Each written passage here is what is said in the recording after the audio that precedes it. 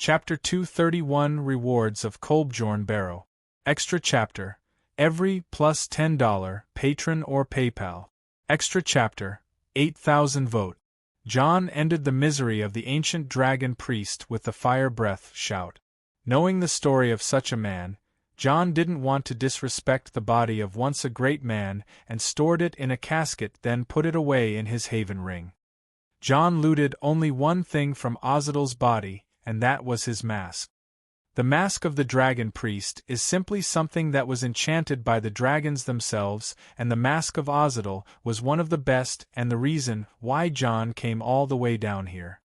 Wolfer didn't reply and looked away.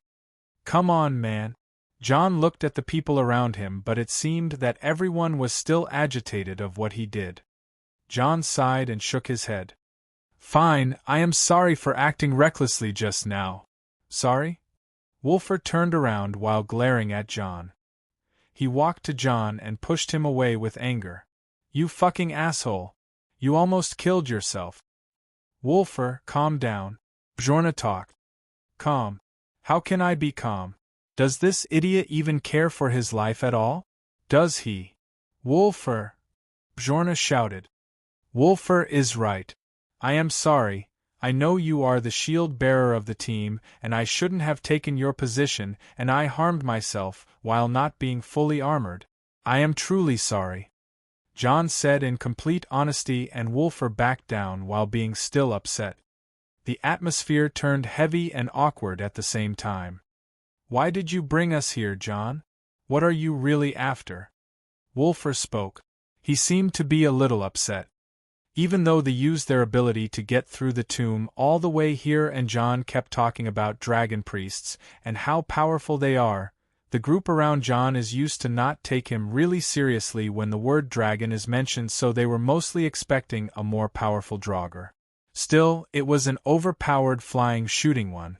They still don't have the concept of the dungeon boss in their heads like John, so they naturally felt upset after the fight was over.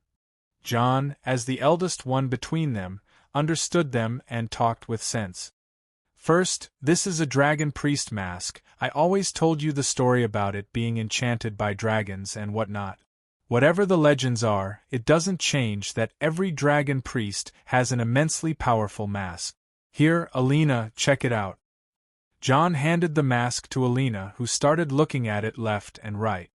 The craftsmanship is indeed fascinating, and the enchantment is it. Alina paused, then looked at John. Kind, she exclaimed. All who are in the room got interested after Alina showed the expressions of bewilderment. This mask can resist half the damage of any flame while empowering the flame magic to 1/4 its original power. Indeed, John confirmed. The mask of Ozidal was an absolute artifact of fire magic that was crazier than any other thing they discovered in the tomb. Ozidal, 50% resist fire. Fire spells do 25% more damage. Do you know what does that mean? John asked his crew again. They were all pausing, but the one who caught up first was Bjorna. My God! She exclaimed. Are you saying that if any firemain put on that mask, they will? Exactly. John confirmed, the will be unburnable. Silence took over. The firemans are known to have one of the strongest bloodlines in Skyrim, and the reason was very simple. They are the descendants of Clan Titanborn that the famous Lyris Titanborn hailed from. Clan Titanborn of Winterhold has merged itself with Clan Flamehair that the famous Joran the Skald King, Queen of Windhelm, hailed from. These two immensely strong bloodlines boosted the ability and the lifespan of the firemans, making them take half the damage from any flame. Lyris Titanborn is one of the 5 companions from the main quest in ESO. Joran the Skald King is the leader of the Ebonheart Pact and High King of Skyrim at ESO. Now back to the mask. It means if John wears the mask right now, he will have 100% fire resistance, which means immunity. God. Alina said. Fire or whatever, John can be unburnable with that mask. Oh, and it gets better. John said, there are 2 more dragon priest masks like those, One for frost magic, one for shock magic. You've got to be. Of course we need to kill the dragon priests wearing them, John said fast. Kidding me, sigh. Wulfr finished. It meant not only having 100% fire resistance but also 100% frost resistance. Nords, after all, can resist half of all frost damage. But of course, after seeing John's bloody figure a few minutes ago, they all got cold feet. John always pushed forward and made sure that everyone is unharmed, but this is a cruel world, and they almost experienced something not many adventurers came out of alive. I say we go after them, Jullinar said. What? Almost everyone was surprised. I trust John, there is a reason why he is so going after those masks like that, and I assure you it is a good one. John wants us to be stronger, that's all. We may face tragedies and whatever, but you guys keep boasting around all the time for what? You should be ashamed of not standing up alongside John when he needs us. Jullinar's words were a bit harsh and made everyone silent. Look, I am not trying to be rude, but I must remind you that we did rebuild Winterhold, and we faced pirates and fought against many foes together. Yes, we were mostly safe and protected, but until when? John always said that we will be the front line one day, and make no mistake, this day is upon us. If we don't get roughed up and shed some blood, we will be children forever. I wouldn't love to see any one of you hurt, and I would take a dagger for anyone here, but still, guys, you need to harden it up a bit more. Jullinar said some cool words that made everyone look down and smile wryly. They have shared the same emotions as her, but were not as bold. Jullinar grew up in the harshest environment possible, and her life only became better when she was taken by John. She may be crazy, but she still had the strongest mentality around here. More to that, she saw a dragon and passed the horrific experience with flying colors. The cool head she has was not from nothing. How mature, Bjorna said. Never thought I would hear those words from you, thanks, Wulfr said. Yeah, she can be so cool, Alina said. As the atmosphere started to get warmer, John decided to pour the cold bucket. Well, I hate to break it to you guys, but you are a little too early to relax. What? Why are you looking at me like that? Everyone looked at him with cold eyes. Bad human. Seriously, John. You had me go through all that speech and now you ruin it. Jullinar was upset. Okay, I will be quick and cause no drama, John said. He took out a strange dwarven metal chest from his haven ring.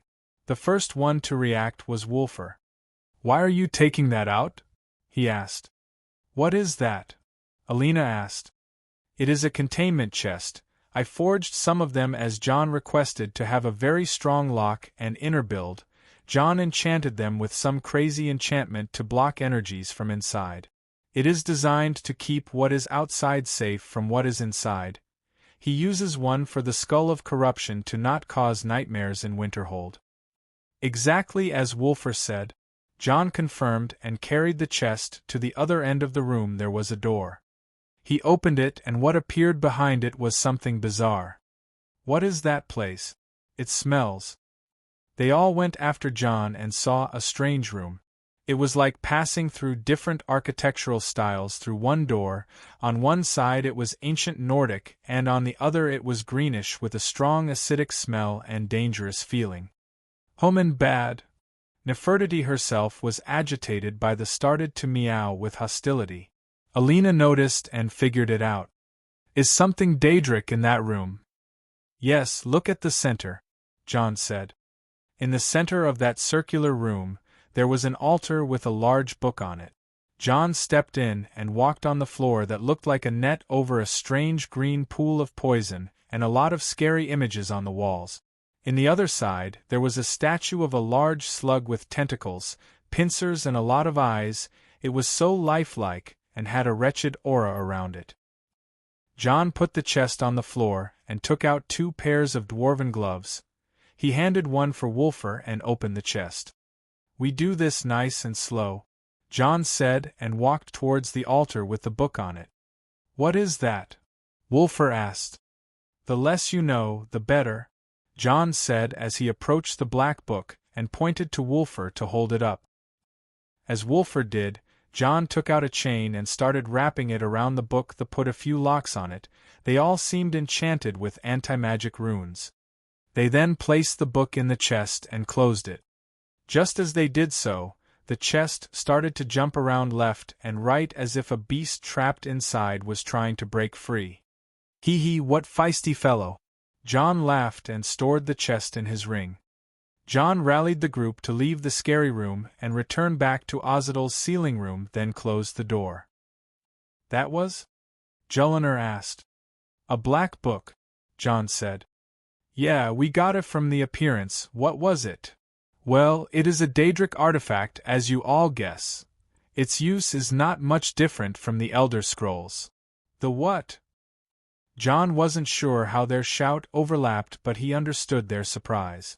What he didn't understand was why he got pushed to a wall with everyone tightening the space around him with scary eyes. Ehem, the Elder Scrolls. John spoke in a low tone. Yeah, we heard you the first time. Explain. Wulfur said. You see, black books are Daedric artifacts created by Hermias Mora, the Daedric Prince of Fate and Knowledge. Each book contains some manner of forbidden knowledge. Some books are from the ancient past, some are from the future. The thick tomes are bound in black covers, with a symbol representing Mora on the front, and emit a black mist, as you all saw. Through the reading of the black books, individuals can obtain long-forgotten powers that were not seen in centuries.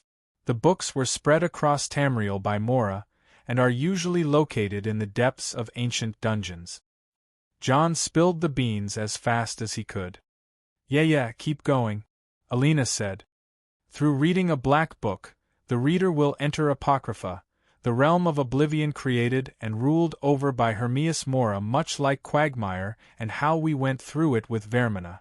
Tentacles will emerge from the tome and envelop the reader. Most mortals who read a black book are driven insane, but those who successfully journey through Apocrypha are known to discover powerful knowledge. How delightful!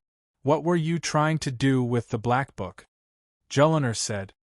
Well, I am too weak to read one right now, so I was planning to keep it away from other fellow mortals. You mentioned several black books, right? Yes, each dragon priest on Solstheim was given one. So you are looking for 3. 7 actually, but we will do with 3 for now. Wulfur and the rest looked at each other with tired expressions on their faces. You know what? I take back all what I said before. This dolt is going to get himself killed for sure. Jullinar took her stuff and walked away. They all left, and the only one who remained was Nefertiti. You are not angry with me, Nefertiti? John squatted down in front of her and asked. No. Oh, you are an angel. I am hungry. Okay, I'll give you all the fish in the world. John carried Nefertiti and went after his crew. The Dare Dragon group started cleaning the tomb of Ozidal and sorted out all the treasure from inside. Wulfur managed to find a lot of ebony armor pieces that were preserved in perfect condition all these years, and he decided to fix the Ozidal artifacts on some of them. As Wulfur got busy with the forge that was built for him in Fort Frostmoth, John stayed in Kolbjorn Barrow and sealed the room of the Black Book. He also made sure to not let anything go out of his calculations.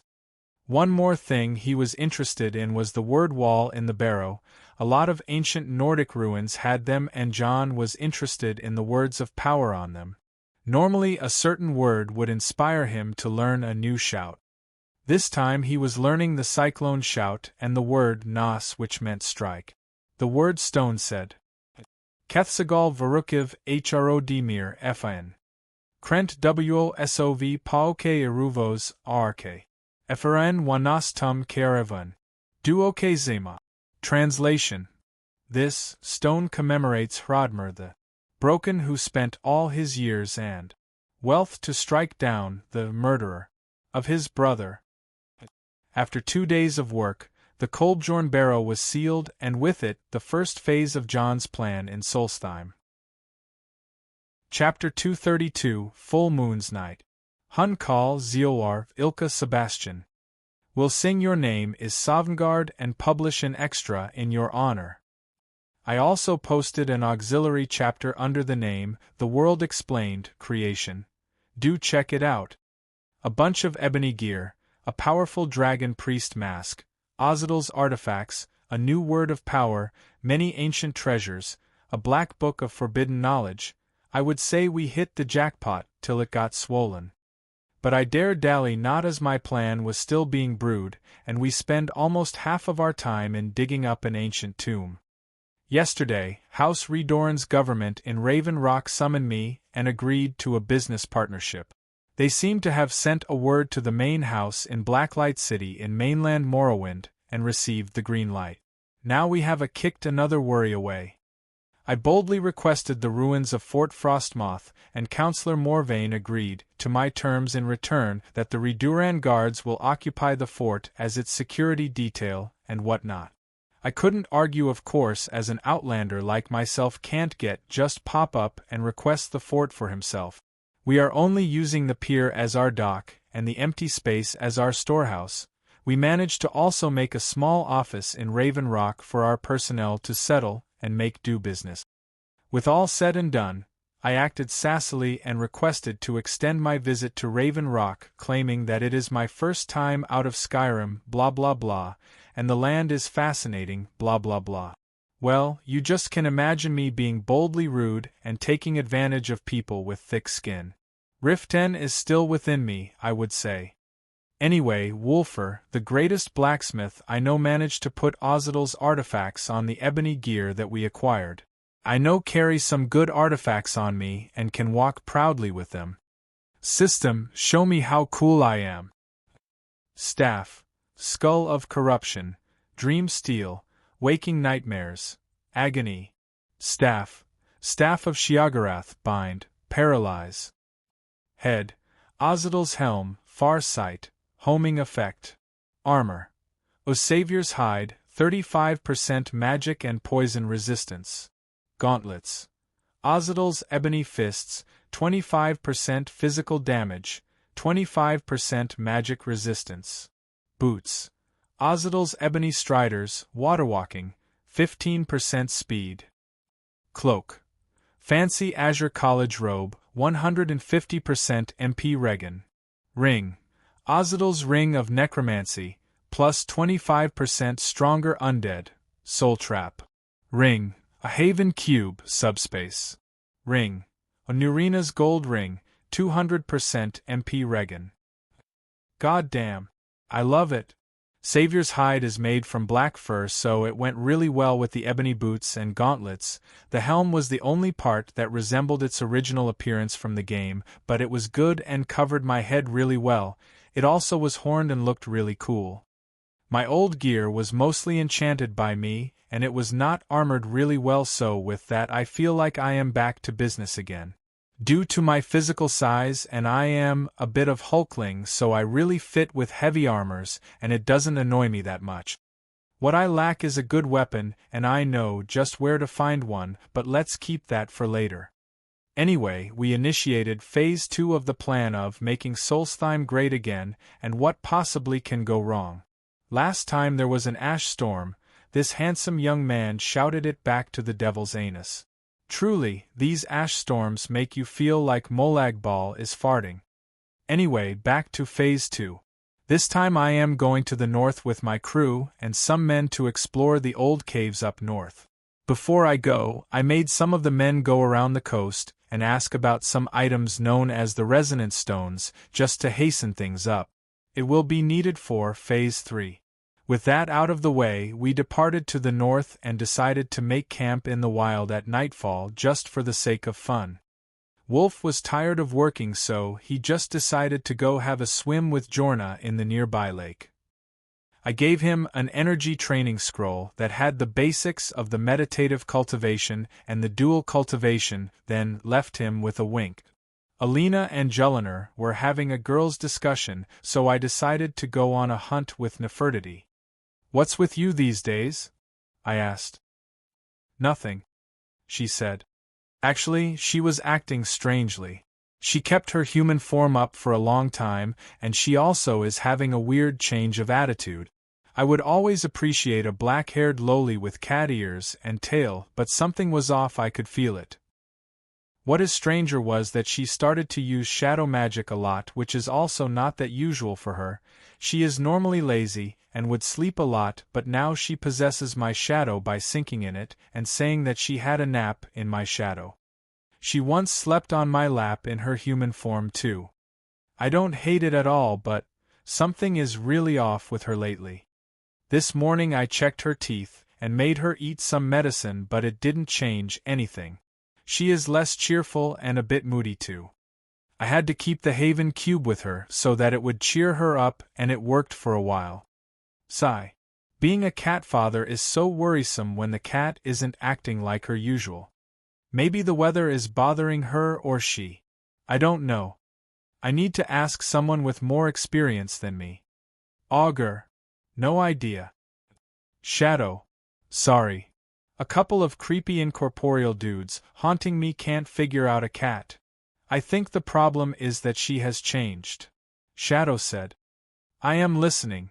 She was just a normal animal when you picked her up, you took her on your journeys, you rode skies, met a dragon, she became a were-beast, went into a Daedric realm together. I am not expert about animals, but something happened along those lines, and she became a cat no more. You really are asking to be banned. No, she is a cat, but she became more. A magical creature or spirit cat. I am bound into your mind realm, so all I can do is make guesses. Well, all cats are magical creatures, but you may have a point. She indeed gained more intelligence, and transcended the normal limits of a cat. I wouldn't say transcended. Whatever suits your fancy. She may be mantling the great cat goddess as we speak. I am out of here. TSK. Puppy-loving heathen. I cut the transmission with Shadow and started thinking about it seriously. I still guess I need to observe more. Nefertiti, where are you? I looked around and didn't find her. Once I tried to track the magicka mark I left on her. I got her signal forward. She was moving fast in weird pattern, or that was a fight. I cast levitation and flew forward right away. A large black cat was hissing while moving in circles in front of another beast. That beast had unusually long limbs and claws with a big head and gray fur. It was a werewolf. The werewolf howled at Nefertiti, but he got hissed at. Nefertiti's presence seemed to be a lot stronger and provoked the werewolf greatly. He took the initiative to attack and charged at Nefertiti with its claws, slashing at her. Nefertiti turned into a bolt of shadow and disappeared from the werewolf's sight in a second. She then appeared over him and slashed his back with her claws. Woo! The werewolf got set flying to a tree's trunk, and its back seemed to be injured badly. Even with the injury, the werewolf got back on its feet and stood on its legs, then howled to the sky. Nefertiti was provoked by the howl, but she didn't charge. She stood on her rear legs too, and something bizarre started to happen. Her limbs started to extend more and her head started to be larger. She was still smaller than the werewolf, but rather than just a larger cat form, she became much larger, and her paws became hands with long and sharp claws. Her general appearance resembled a Suthe Kajiat with their lean limbs and slender figures. Her tail, however, became taller. Her fur started to become taller on her back and her tail, while and her ears became a bit larger. John, who appeared later in the sky, witnessed that transformation at first hand and became amazed. He was noticing Nefertiti's change of behavior, but he never thought that she was still growing as were-beast from the inside. He looked at the sky, at the moons, and noticed the 2 full moons in the sky. Sigh. I should watch over her then. John kept silent and started looking at the fight once again. He had to make sure that Nefertiti doesn't get harmed, but he still had to leave her to grow up more. Nefertiti was done transforming, and her height was fixed at a few centimeters shorter than the werewolf. This was a full-fledged Werecat. https://ibb Co/8XCL6PD. You can imagine it that way. Her blue eyes shone in the dark and a wave of strong anger started to manifest from her eyes. The werewolf was threatened and charged with all the power at hand, but Nefertiti disappeared once again. She was not above him this time, she was below him, and thorns made of shadow magic started to appear on her back like a hedgehog. Once she was right at the position she wanted, she launched those spikes at the werewolf above her. The werewolf felt a crazy amount of pain, all the thorns that attacked its front and back. It was in agonizing pain, and started whining as soon as it fell on the ground. Nefertiti came above the badly wounded werewolf, and waved her claws at its neck, ending its life. Nefertiti started devouring the flesh of the werewolf. She started feeding on it, but it was not really to her taste, yet John didn't stop her at all. A werbeast needs energy to prolong their transformation. He knew that she was in berserk state right now. She would attack anyone on sight, and that would be a problem. John took the Skull of Corruption, and cast the staff's ability, waking nightmares at Nefertiti. Not far from here, another Werecat with a similar appearance manifested from the void. "Let's see how good you are," John thought, and commanded Nefertiti's image to taunt her. Once Nefertiti heard the hiss of a beast similar to her, she was clearly in the mood to fight once again. She let the body of the werewolf and focused on the new guest. The fake Nefertiti took another command from John and turned around to run away. The original Nefertiti was completely provoked and gave a chase. The mastermind John was still floating above the trees while witnessing the two beasts and their amazing speed. He was commanding them to a destination where they can have a fight, but as he was in the sky, he noticed a place and sensed some life auras from inside. Frostmoon Cave? I almost forgot. A pack of werewolves that worship do live there, I wonder. John commanded the fake Nefertiti to the cave and landed down to witness how will this unfold. Chapter 233 The Werecat. This extra comes to you by the good graces of Ilka Sebastian. Frostmoon Crag was not a large cave, but it was where a band of hunters lived. These hunters were all werewolves, and this was a full moon night, so it was natural for all werewolves to be in their beast form at that time of the month. A few minutes ago, these werewolves felt a strange presence in their territory, and they all gathered back at their meeting spot. Unease in the air, the smell of blood and the strange sound of the beast in front of them. It was just like them, a werbeast but of origins and appearance they are not aware of. Nevertheless, it was an enemy. Werbeasts are not friendly with each other, even though they are all the follower of Herson, the Daedric prince of the hunt. They just learned the hard lesson by the werbears when they kicked them of their home and killed their old pack. Now, a new threat appeared in a vicious-looking werbeast that looked like a werecat. It was funny as there was no such thing as werecats, only werelions existed, and these were the Kagiat that were blessed by Herson. The pack can communicate with their thoughts just like how Nefertiti and John communicate. They decided that this one beast is really dangerous to challenge alone, they had to hunt it together. The leader of the pack, Majni, was in the center with the two females Geordies, and Rakel at his sides, and his brother Akar at the back. There were other hunters in the den, but they all ran to the back holding their bows up. Nefertiti was still mad at the mirror image of hers that she chased all the way here to no point but to meet 3 more foes. She wasn't in the right mind to make a strategy or be careful, all she wanted to do is to fight.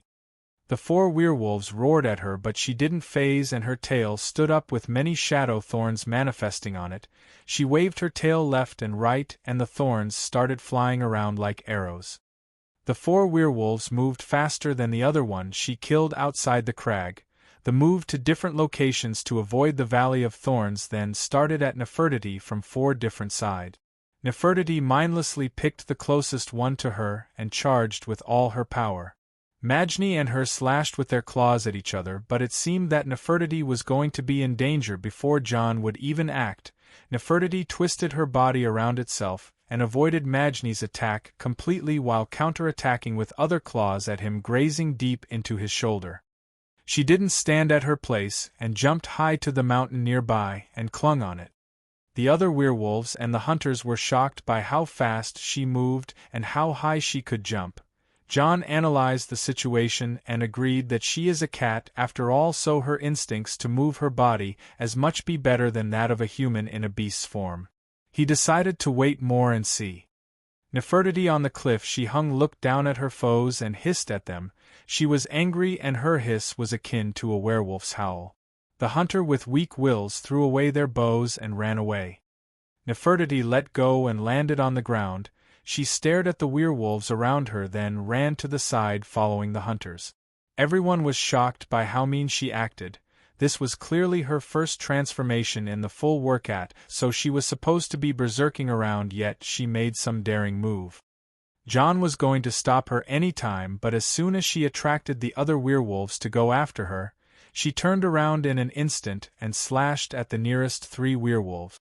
Rakel, the youngest, was injured deeply and got thrown to the side, while Jordies and Akar felt like they suffered minor injuries. The last and the elders, Majni, managed to get behind Nefertiti and slashed at her back.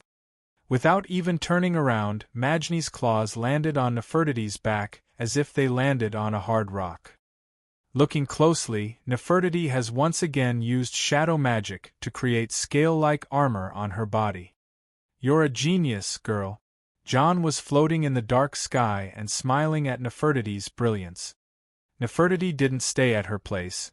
She realized that she was physically weaker than the werewolves, but she was much faster and she can use magic. She jumped away and stood on a rock far away from the werewolves. She faced them with viciousness in her eyes and her magic started to manifest on her hands. She launched her first throwable shadow magic attack in her life in a manner that made John open his eyes wide. The shadow manifested from her hands was like a boomerang that flew, revolved around itself, and changed direction. Each time she waves her hands, shadow magic comes out. She was casting magic properly, and not by instinct like the normal creature, and more to that in the beast form. This was completely unheard of. Her shadow boomerangs targeted the other 4 werewolves, who barely managed to avoid the deadly blows and hid behind cover, but it seemed that Nefertiti was going to get them soon enough. They became desperate and charged at her again all at once. At that time, John decided it was enough.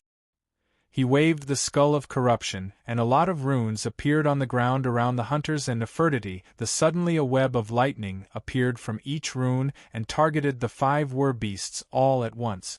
The arc of lightning wrapped itself around them and pulled them away from each other. The net of lightning was a spectacle from above, and showed how domineering and powerful the mage was. John smiled and started to descend from the sky. On the ground, the were-beasts saw a man in a half-sleeved azure robe on a black armor, while covering his head with a large hood that hid his face, as if the void under it all that, as he was holding a staff with a skull on it. This man came down from the sky and his appearance was great but fearful at the same time. Nefertiti was still berserking, but once the man landed in front of her, he raised his left free hand in front of her head and a green light came out. "Sleep."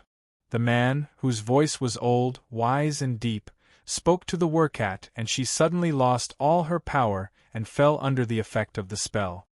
The man then approached her and put his hand on its head. Then the Werecat's body started to change and became smaller and smaller, turning into a little girl with black hair and rosy cheek.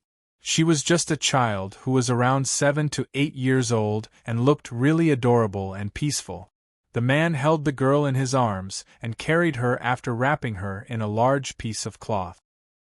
He then turned around and looked at the werewolves. His old, wise and deep voice sounded again. "I am sorry about what happened just now. This is totally my mistake. This little one was having her first full change, and she slipped away without me noticing," he said in a cool and calm way that made the werewolves feel his power and age. He kept looking at them waiting for a reply, but he noticed that it was a bit not possible. "Oh, sorry about that." He waved his staff and the lightning runes disappeared along with the lightning arcs that bound the werewolves. With another wave of his staff, the 4 werewolves felt weaker and they started to change back to human. It took them a few seconds, but they were all back to being humans with completely no clothes on. I wonder why I had to mention that. Sorry about this again, young ones, he said. The 4 hunters were startled, but they recognized the man's power, and that was not a thing they want to ever mess with. I am this pack's leader. I go by Majni. Might I know who is the elder? One of the hunters said. The old man sneered under his hood, but he didn't show a thing. He only moved his hand and pulled his robe away from his armor, revealing it. Does this prove my identity? He asked Majni. The werewolves looked at the armor that had the design of a wolf's head on it and didn't understand what to do, but Majni reacted. A savior's hide? Majni shouted in awe. You too are a follower of the Prince of the Hunt. The man nodded slightly. But he is not a werbeast, Geordie said. My role is to serve a higher purpose. Being a werbeast will hinder my duties. The man said in his amazing voice. Oh. The 4 hunters were in awe once again. My little friend here has attacked one of you in the woods, and I regret to say that he did not survive. I am sorry, as it was her first time, and she was hard to track. The hunters seemed a bit sad, but Majni nodded. Poor bastard. He went insane and couldn't come back to human again, he said with sadness.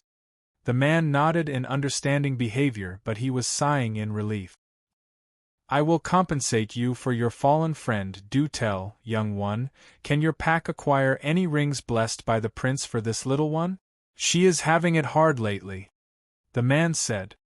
Yes, we do have some, Majni said, and signaled to Akkar, who ran to the back and recovered a bag from the deepest part in the camp.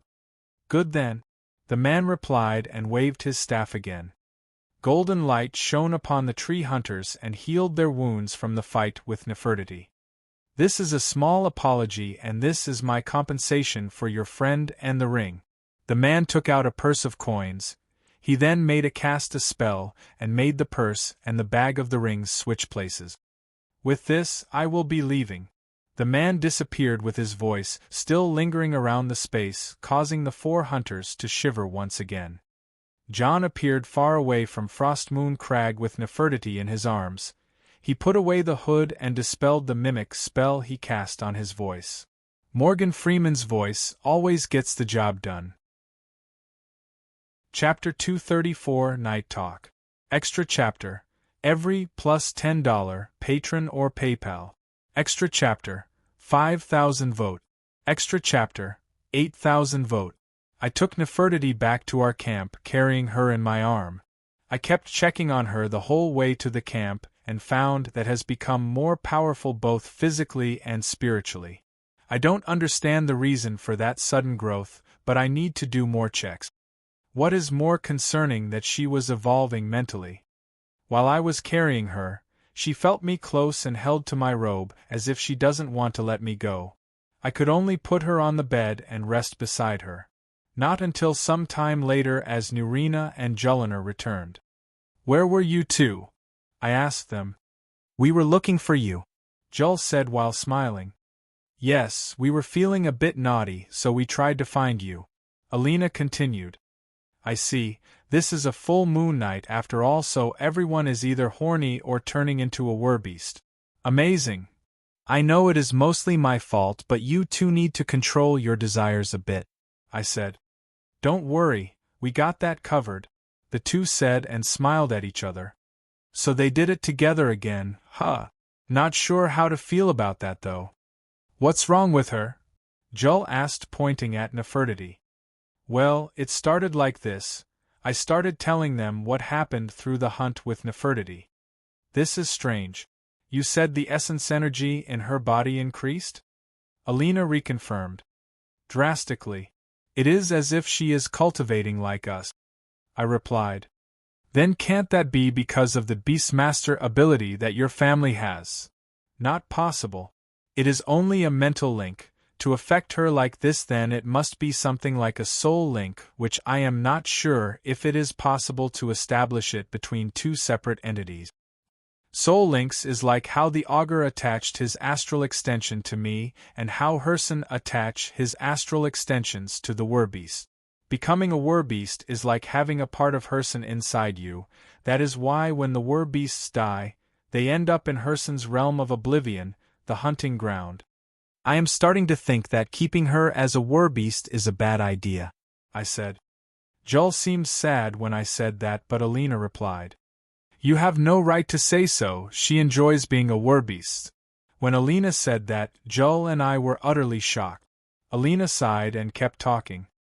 It is true that Kine is the mother of both men and beasts, while Herson is the one who curses people with his therianthropy and makes them into such horrible creatures. We follower of Kine have a bad history with Herson, yet we understand the prince of the hunt and his big game. For a cat like Nefertiti to surpass her limits as a beast and become a larger beast is actually not as disturbing as a man turning into a beast. I don't understand the will of the stag prince, but let's not do something we don't understand for now. Alina said. She is right. Jull continued, I feel like the cat is getting smarter day by day. We won't understand unless we wait. All I know is that this cat loves you so much, and she is a part of our family, so think carefully before you do something you might regret.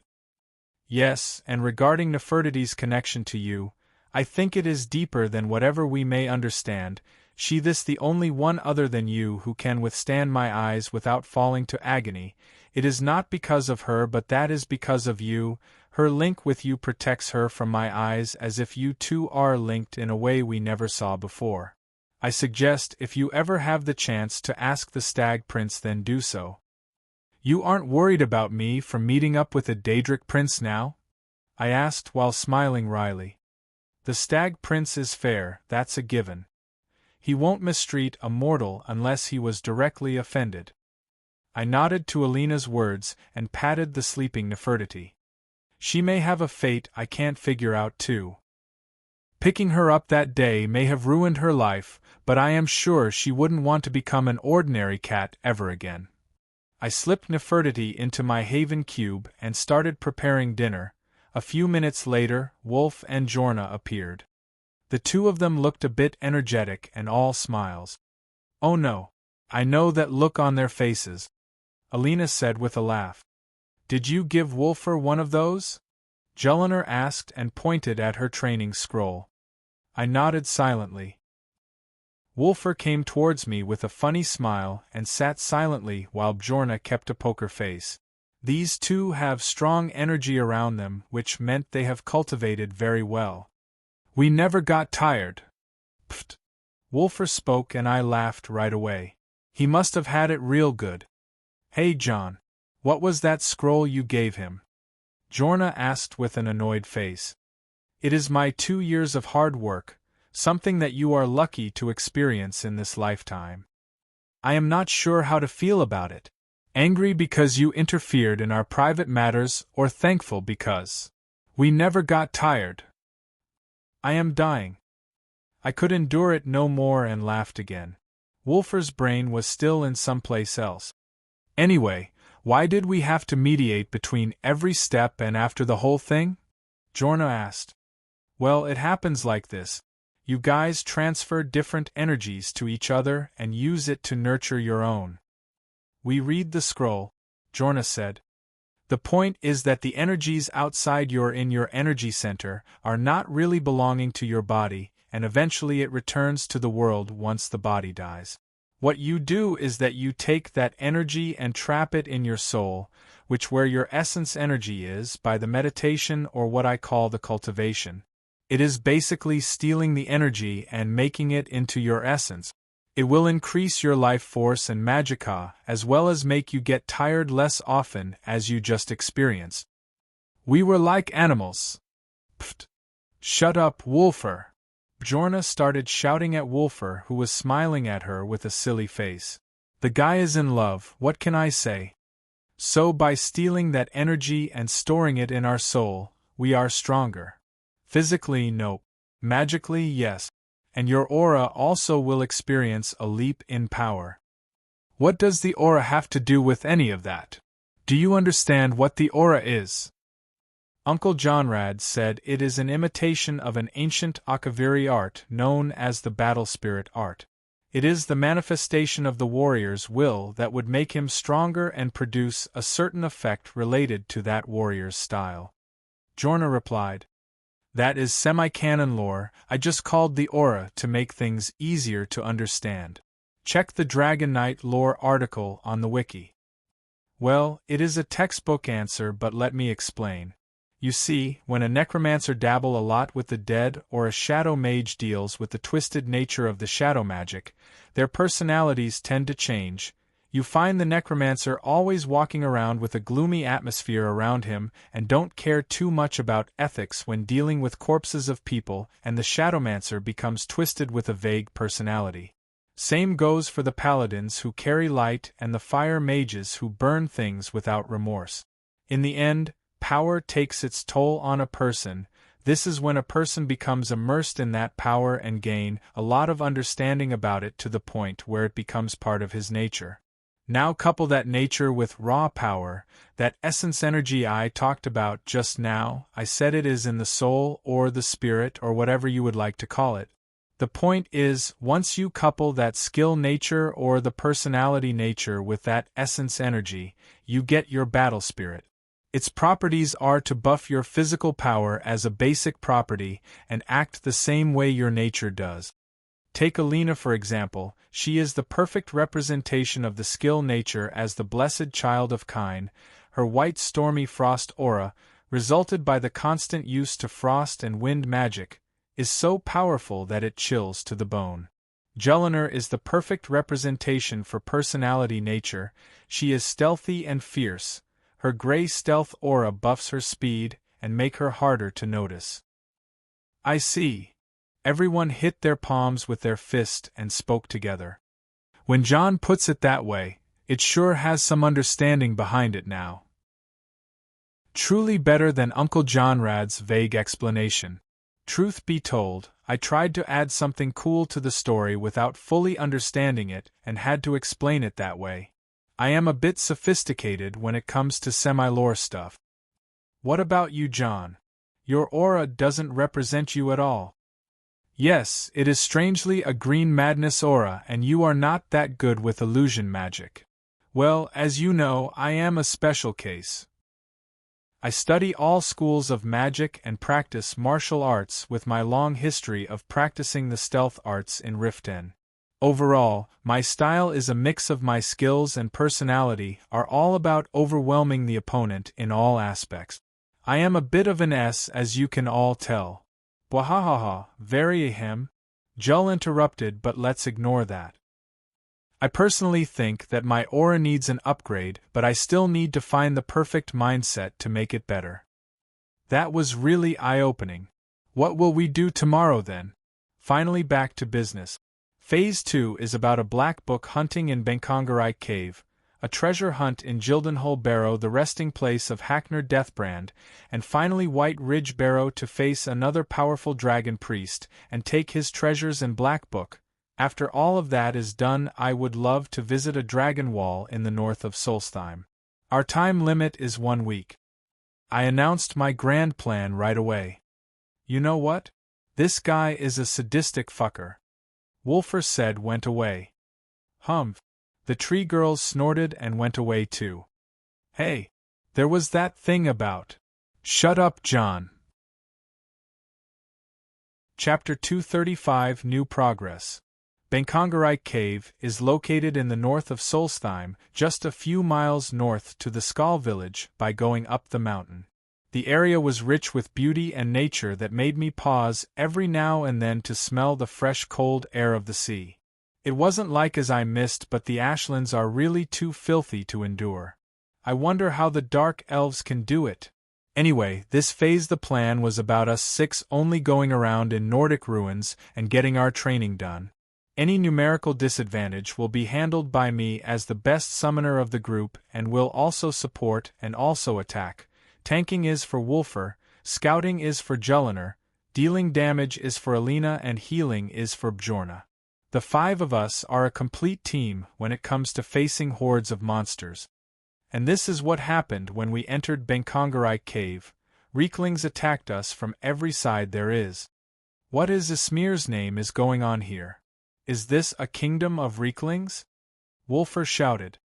Hee, the royal knights are coming at your way, Sir Wulfur. As I said that, a few rider Reeklings charged at Wulfur on their boars. On it, Wulfur waved his hammer, taking down the 3 Reekling riders and their bristlebacks in one go. Hey John, any contribution to society? Jull asked. I am filling the place with my undead, what more do you need? Put down Nefertiti and help us like you mean it. No, Her Meowjesty has asked for a massage. Until I am needed, I will keep on serving the princess. Nefertiti was in her normal cat form and wanted to laze on my arm since this morning. She was acting all playful and cute since she woke up. I kept stroking her back, and she was reacting nicely. How is she today? Jull asked. Much like a cat actually.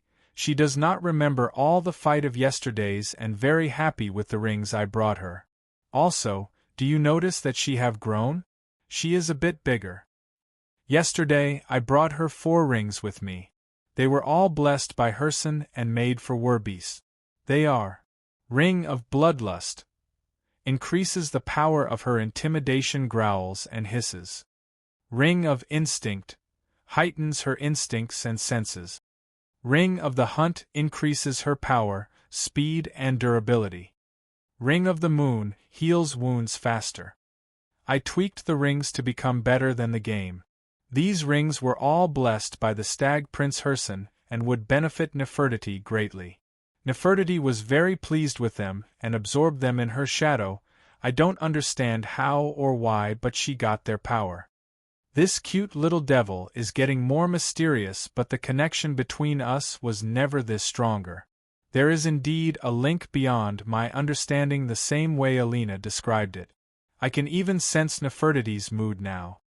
What is important now was that Nefertiti assured me that she passed the unease she was feeling and feels much better. I would take her words for it and keep loving her for a few more hours. Putting Her Meowjesty aside for now, I started practicing some new spells. Was my undead were taking down the Reekling with the rest of the team. Yesterday, I tested a new spell on the werewolves that was called Electrohand. It was just an original expert level. Another new spell that I learned was Mimic. Nurina gave me the tome of it a long time ago, but I ain't not good with illusion, and it took me quite a while. The last and the coolest spell I learned was a spell called Necroconstruction, which is a spell that creates undead. Electrohand is an original of mine, as the name gives out, a crossover between lightning magic and telekinesis, which is far more powerful and violent than both. I managed to carry a large rock with it. Its weight must be around 5 tons. Mimic is a known spell that can change the voice and slightly the appearance. I can't change my body shape, but I can change the simple things like the colors, the hair, the facial features, and the maybe can make my ear pointy. Necroconstruction is a spell that hailed from the cult of worms, the worst necromancer faction in the history of this world of Tamriel.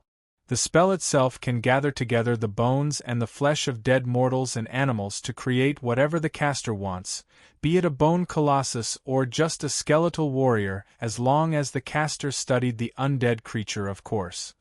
With these 3 spells in my arsenal, I felt like a new man once again. I haven't learned a new spell in ages. Back to Benkongarite Cave. We traveled far through the icy cave, and started to have troubles with the Reeklings. They were too many and chaotically organized, if you get the gist of it. They would swarm in weird synchronization and disperse when they are overwhelmed. Still, we managed to push through and reached Benkongarite Great Hall, which was a Nordic ruin behind the icy cave.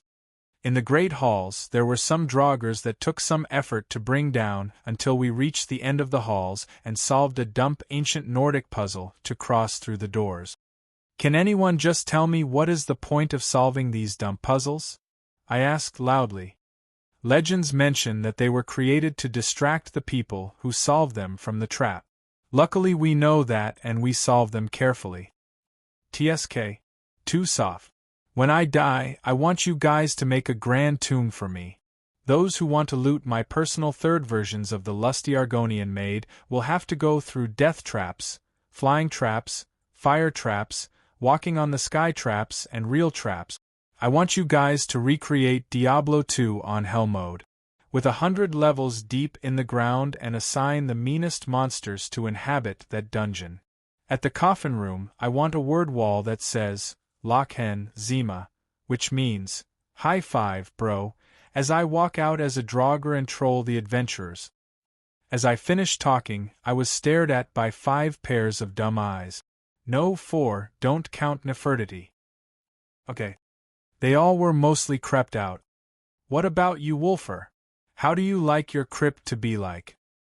Small one room with an orichalcum heavy door. Whoever can open the door with a hammer gets to have my personal legacy. Oh, how generous. What about you, Alina? On the top of a mountain, the closest point to Kine I can get. Can't argue with your logic. What about you, Jull? I'll go with Alina. Your place is so creepy. TSK. Bjorna? Are you guys really going along with his joke? We are in an ancient tomb, which is filled with the dead, and you all are talking about your death? I would just turn around and leave you guys. Makes sense. Yeah, totally. With my weird fellowship, we reached the end of Benkongarite Great Hall, and there was no boss at all, just an old word wall and a passage with a familiar stench. We walked through that passage, and arrived at a room similar to the Black Book Room of Ozidal, and there was also a Black Book.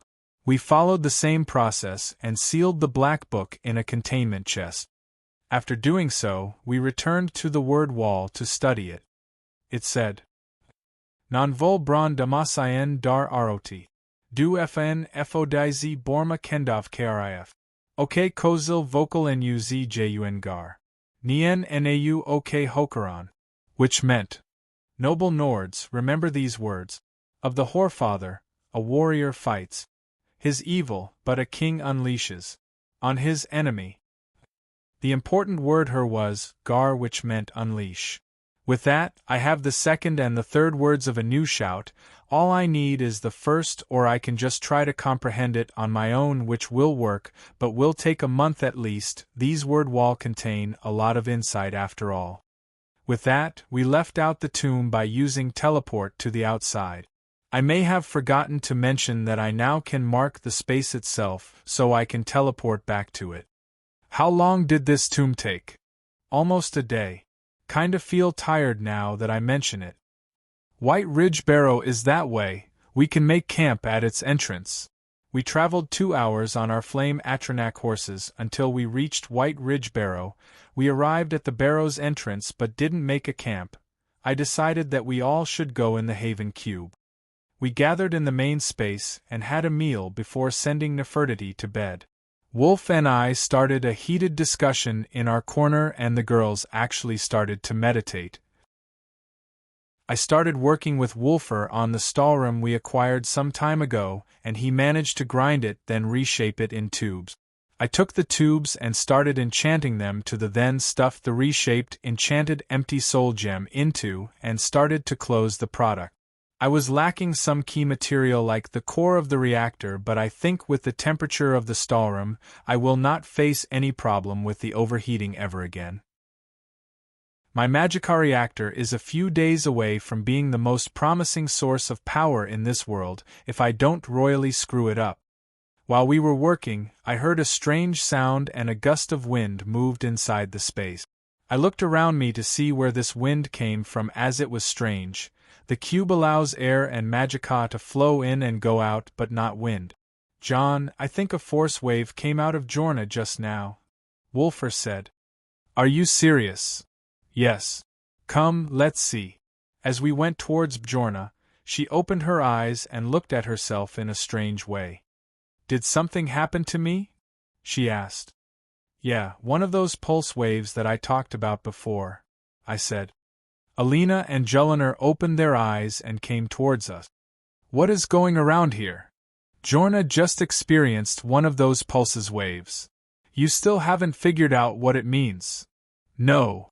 This thing was still depressing me. Hey John. I think I have experienced that feeling before. You know, my energy center felt like something going in strongly and something coming out. Oh, you mean the Magicka pool here. I see. Maybe because Jorna is the one with the least essence energy between us, so you felt more than us. I guess when we steal that world's energy from the Magicka pool and pull it to feed the essence energy in the soul, something comes out while the energy goes in everyone. Halt your training for now. Cousin, give me your hand. I bossed everyone around and contacted the augur to provide him with the update. Your thinking is indeed logical.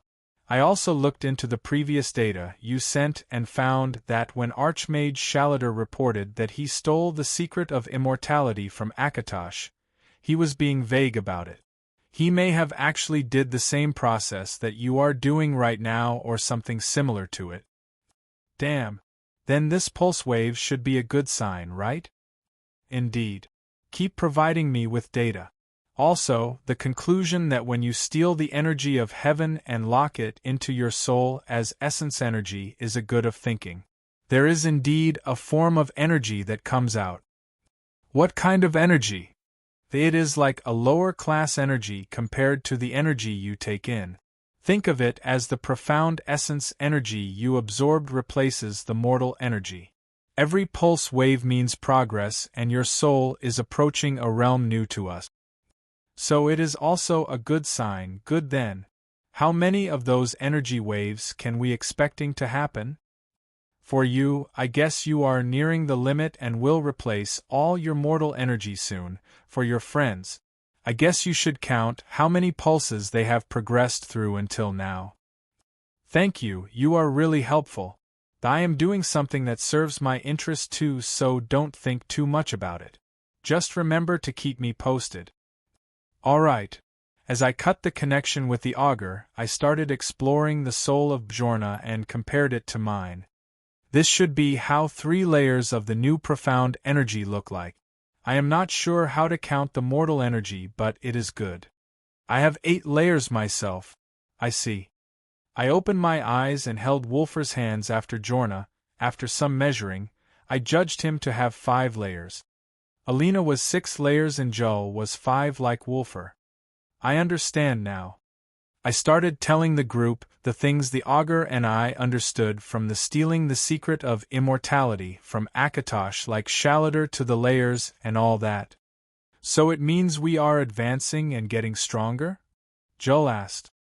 As I said before, your body is becoming abundant with essence energy when you get more layer of it and condense them over each other.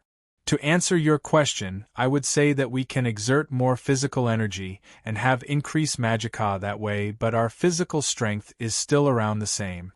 Who knows, maybe after we condense enough energy in our souls, our bodies start to get stronger too. Don't forget that the soul is the energies of the body, and all that is locked into the astral body, which is locked into the physical body, and both bodies are connected through the acupoints. When the soul quality reaches the limit, I am sure that the astral body will be refined enough to cause changes in the physical body. I said, and my head was getting overloaded with calculations. Damn, he is a super nerd. Julliner mocked me. He is the best nerd in the world. Alina calmly defended me. I was being praised by the 4 as an idiotic otaku idea popped into my head. Oh, here it comes, he'll ruin the moment. Jull foresaw my idea. Totally. Even Alina switched sides. Okay, thank you, but now, this new discovery needs some classification. As a discoverer of the profound art of meditating, I would like to start putting this classification myself. You mean you would name it? Any objection? Your naming sense is terrible. Yeah. Don't do it, John. Just hear me out. I am saying that we are stealing from the dragon god Akatosh, following the example of Shalader, and judging that the blessing of Akatosh is related to magicka regeneration.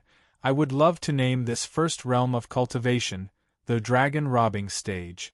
Like that, I am at the 8th layer of the dragon robbing realm. Alina is 6th layer, Wulfr and Jull at the 5th layer, and Jorna at the 3rd layer. That may not be bad after all, Alina said.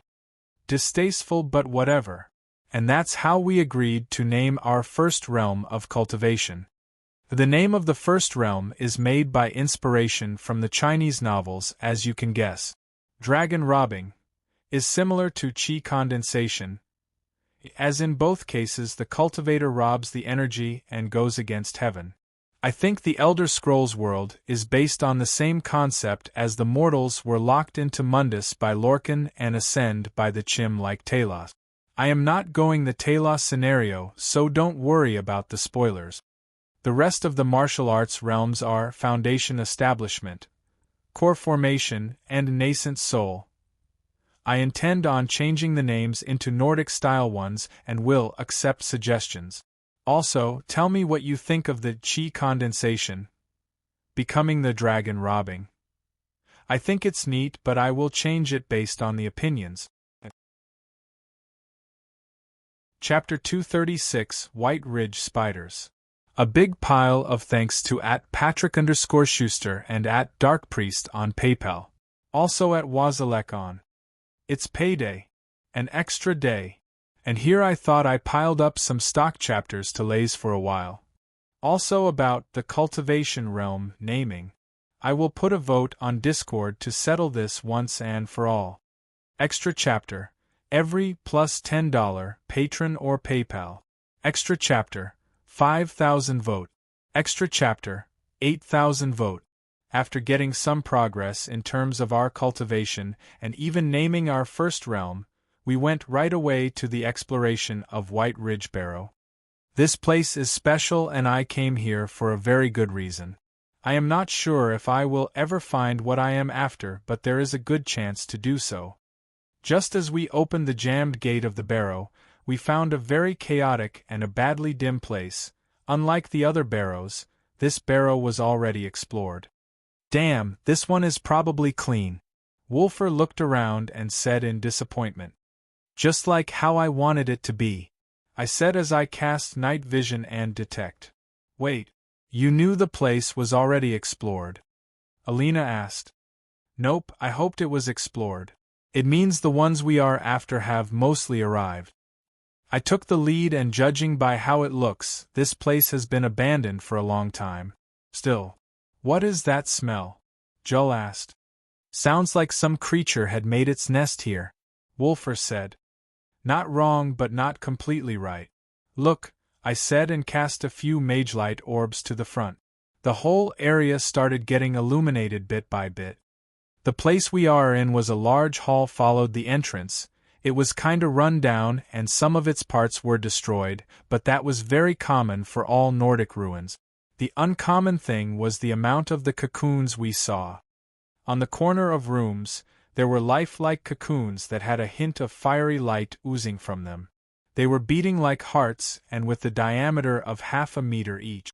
It was awfully disgusting, the place was filled with them. What in kind's name is that? Alina moved close to me and held my clothes, her hands started to shiver. It was somewhat cute. These cocoons are webs, spider webs? Julliner figured it out. Yes, they are. And they are not friendly at all. Do not go near them, I said. Everyone started gathering tightly around me. Alina, I want you to summon the north wind. Let's crush them down in full swoop. Everyone stuck closer to Alina as I said that. This so disgusting. Allmaker. Alina shouted and changes started happening around us. The Allmaker blessing that Alina acquired is an AoE skill that is a really crazy storm of frost. Just as she activated it, we got trapped in the eye of the storm and the place around us started to get messy. John, a barrier, please. On it. I cast a powerful ward around us and all the trouble was warded off. As soon as the mini-storm ended, the room settled down, we witnessed what happened to the place. The cocoons were all destroyed and the insides of them were smashed to pieces. They were of course albino spiders. Frost traces were on the walls and the pillars of the place, and it really seemed that some ice wraiths were wrecking the place around here. Nice job, Alina, I said as I kissed her forehead. You baby spider murderers. Jelena was depressed when she saw the amount of the dead spiders around the area. She has a thing for spiders. Okay, back to formation, we are going straight to the inner sanctum. The crew turned back together, and we went straight to the largest hall in the ruin. After passing some traps and taking down some albino spiders, we started collecting their eggs, then proceeded forward. On the way, we found body parts and bones from many species like humans and elves who seemed to be bandits, judging by the state how they got here. There was also some explorers who seemed to have been killed here and brought here to become feed for the spiders. Some reeklings and their boars were also there. The whole place was amiss. Someone is growing spiders in here. I would normally appreciate it, but this is too much. It is actually normal, I said. What? You approve of that?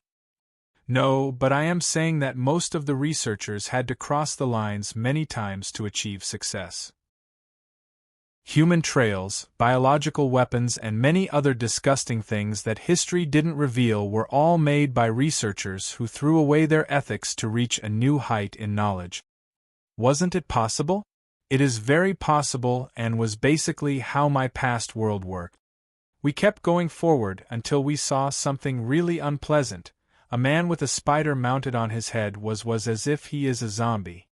What is that thing? I didn't reply and just cast a lightning bolt that took out the man and the spider down. That was a bandit being controlled by the spider. Being controlled. Just like Remy from Ratatouille, but this time with magic, I replied. What? Don't mind me. I just wanted to say it so much. What should we do against these spiders then? Jorna asked.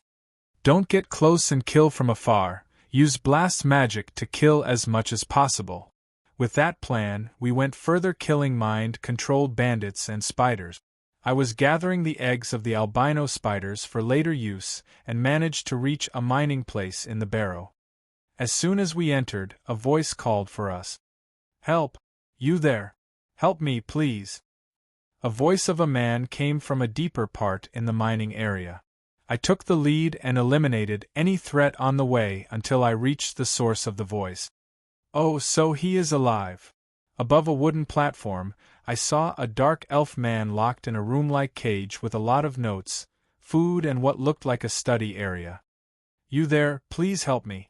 I beg of you, get me out of here before she comes. The dark elf looked at us and started crying. Quickly, help him, Bjorna said, and was about to go unlock the cage, but Wolfer and I stopped her at the same time. I suppose you are? Wolfer asked. I am Servos Rendas from the Mournhold. Please help me, my associate imprisoned me here. Get me out before she comes, please.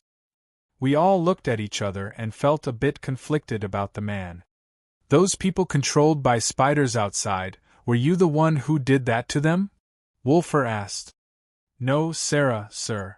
It is my associate who did all that. She locked me in here and made me work for her. She is behind all that. So you can control spiders? Jelena asked. We made a discovery, but my associate became paranoid that I may turn on her and steal the research. All those fumes from the experiments must have got to her. That's why Nurina always told us to experiment out in the open, not in the deepest part of a cave. I mocked him. Wait, you said the experiments turned her mentally unstable, right? Alina asked. I guess. I am not sure. That makes you as dangerous. Please no. I don't want to be in this place anymore. I am not going to do anything, I promise. I know. It is the chanting voice from the deepest part of the crypt. It is what drove Mariller crazy. It can't be the experiments. I am very sane. The dark elf panicked once he thought that we would leave him here. Chanting voice. Yes, it comes from the deepest part of the crypt. We sealed the place because we were wary of any power we don't want to mess with, but Mariller, she became crazy. Yes, it made her crazy. The dark elf man kept shouting. You mean a word wall? Why would that drive anyone crazy? Jelena asked. Word walls make some sort of sound when one approaches them. It is mostly the residual power of the Thursdayum that was kept in the word wall for ages, and it contains some of the profound understanding of a certain word. A Dragonborn can understand these chants, and that's how I become able to learn many shouts this fast. Word walls? You know what is that chanting is? The dark elf was taken aback. Yeah. We have someone who is an expert on that sort of thing here. They all pointed at me. The dark elf named Servos looked at me and became curious. May I ask, what sort of power is that? He asked. Why would I tell you that? Truth is, it made me curious for a while, but I was engrossed in my research more. How about this? A trade. I give you my knowledge about the spiders and how to create them. You show me this power and get me out of here? Servos said. Ha ha ha. You want me to exchange both knowledge and freedom with only knowledge, and you made it sound like a fair trade? I like you. You got me there, but I promise you that the magical spiders are always worth it. Don't worry about it. Even if I shared my knowledge with you, you won't be able to do anything with it anyway, I said. Really? It is not a power anyone can use, but I promise you, it is worth it. Servos seemed conflicted. Even though he was caged, dark elves have the tendency to be thick-skinned. I am the son of Nurina Aran, and I know Dunmare too damn well. In exchange, you will teach my fiancé here how to make those little beautiful spiders, I said as I patted Jullinar's back. You want me to raise spiders? Jullinar was shocked. Yes, why not?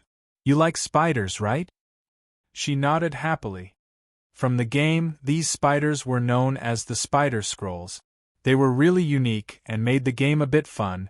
They were treated like scrolls, but one would equip a spider and throw it on the enemy. It had many effects and was really fun to troll with. Still, their power was not to be neglected, and I need to understand how to craft them.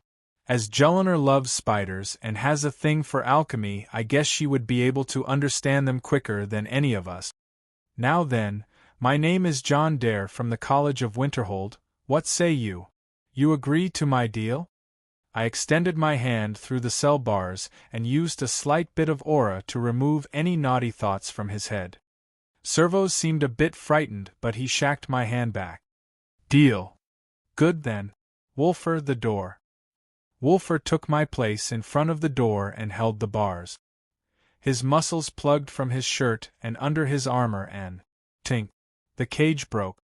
How Wolfer breaks steel with his hand never ceases to amaze me. Azura! Thank you, let me grab my notes, Servos said and started running around the cage grabbing his notes and stuff. This is the spider imbuing device. It is a bit heavy, but it is one of a kind. If we could take it, it would save us a lot of time to build a new one. Leave that to me, I said as I walked in the cave and clapped my hand. With that clap, the spider imbuing device was absorbed into my ring without Servos noticing. Wow.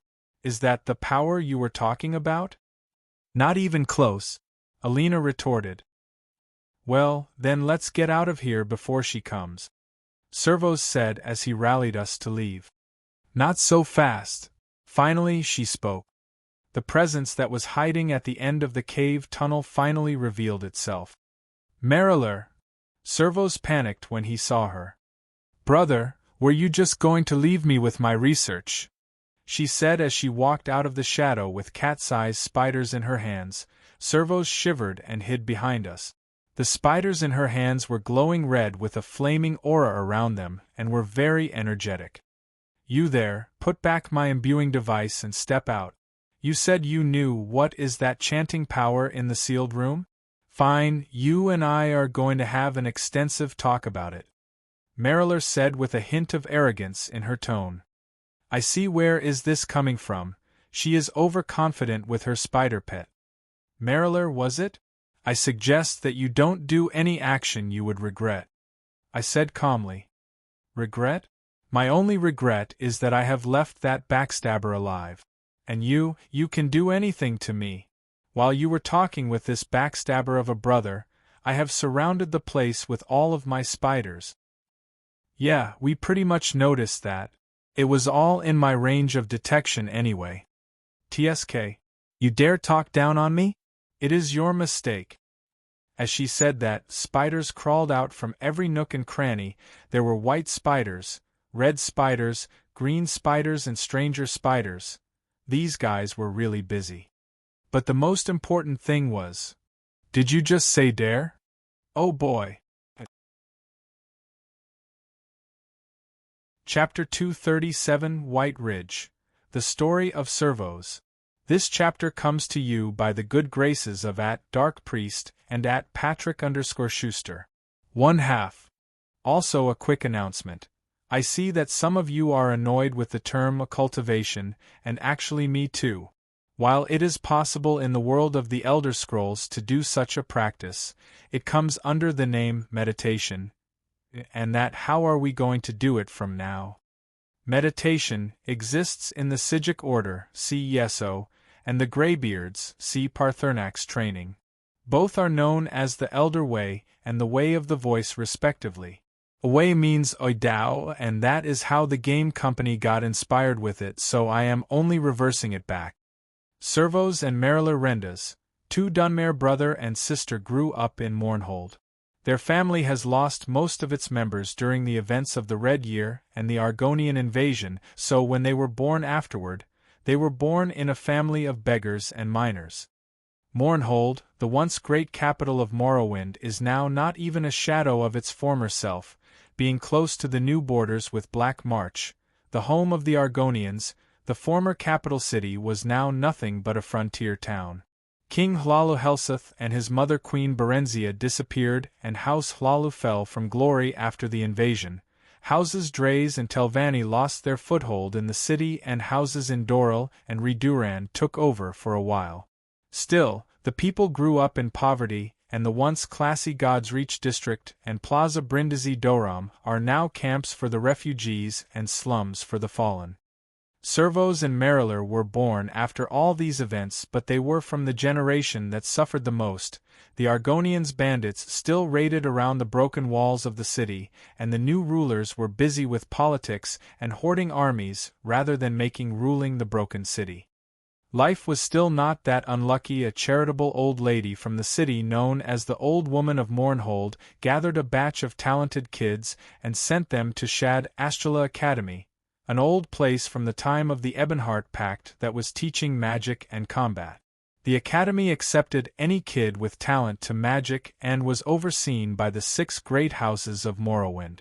Of course, all these graduates would be enrolled in the private armies of the 6 houses. Not every kid in the academy was talented in combat, and a classification system appeared between the students. Those who were not talented in magic combat were cast down, as the great houses were looking for warriors and battle mages. Alas, Servos and Mariler were not from the talented ones.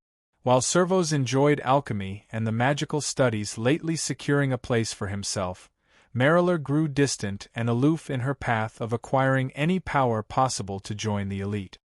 Not too many years passed and Servos managed to become a scholar and a researcher, while Mariler kept pursuing her wish to become someone with a real standing in the world, yet she ended up to be a mere low-class battlemage that has no use to the 6 houses. She grew envious and hateful, while her brother started to find his talent in researching. That what led them to White Ridge Barrow. When they arrived at Solstheim, they discovered the native albino spiders and their ability to harness magic. They grew interested, each for his own agenda. While Servos pursued his passion as a researcher, Mariler found herself a new path to find the power she always sought, and that's when it all started. With his first discovery of the cloaked fire spiders and the jumping fire spiders, Mariler locked her own brother in the lab deep in White Ridge and pursued another kind of power they found in the Barrow. Some chanting voices came from the innermost room in the Barrow, but Mariler realized it is too dangerous to explore. And with the new discovery of the mind control spider, Mariler started becoming bold, hunting down bandits and reeklings with them. She started to make her own little force. She wanted the power in the innermost room so bad to the point that she was willing to even sacrifice her own brother for it. She went completely mad and locked her brother for 10 months. He himself managed to engross himself in the research for a while, but he was having it tough lately. He could hear talking to herself and screaming and laughing. She was completely gone.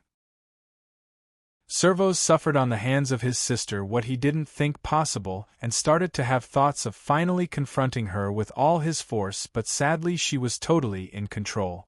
He was the one who managed to make the spiders for her, so she had to keep him alive.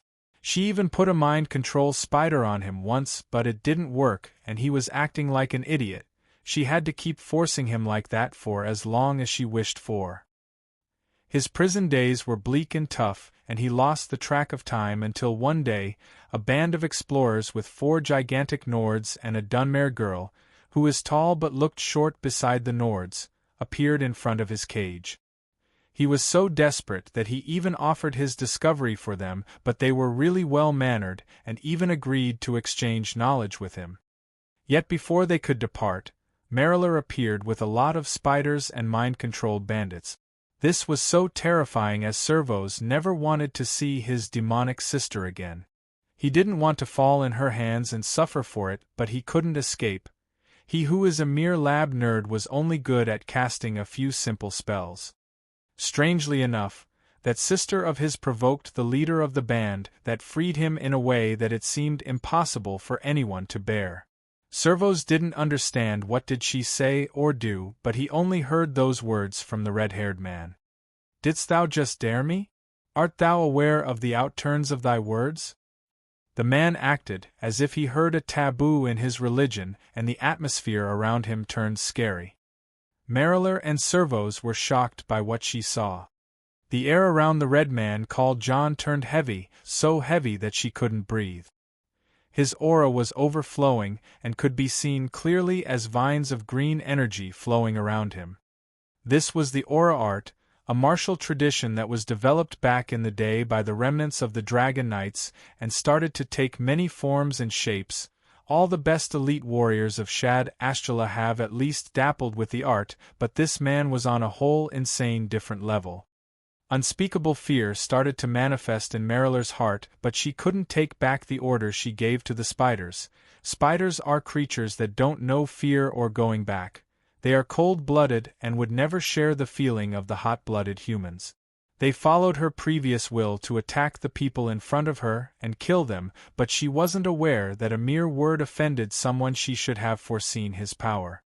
She was getting ready to acquire the power of the energy in the sealed room, but she knew now that she faced the adversary a bit too early and had no way of turning back. Thou wanted to dabble into that power from the word wall, art thou not?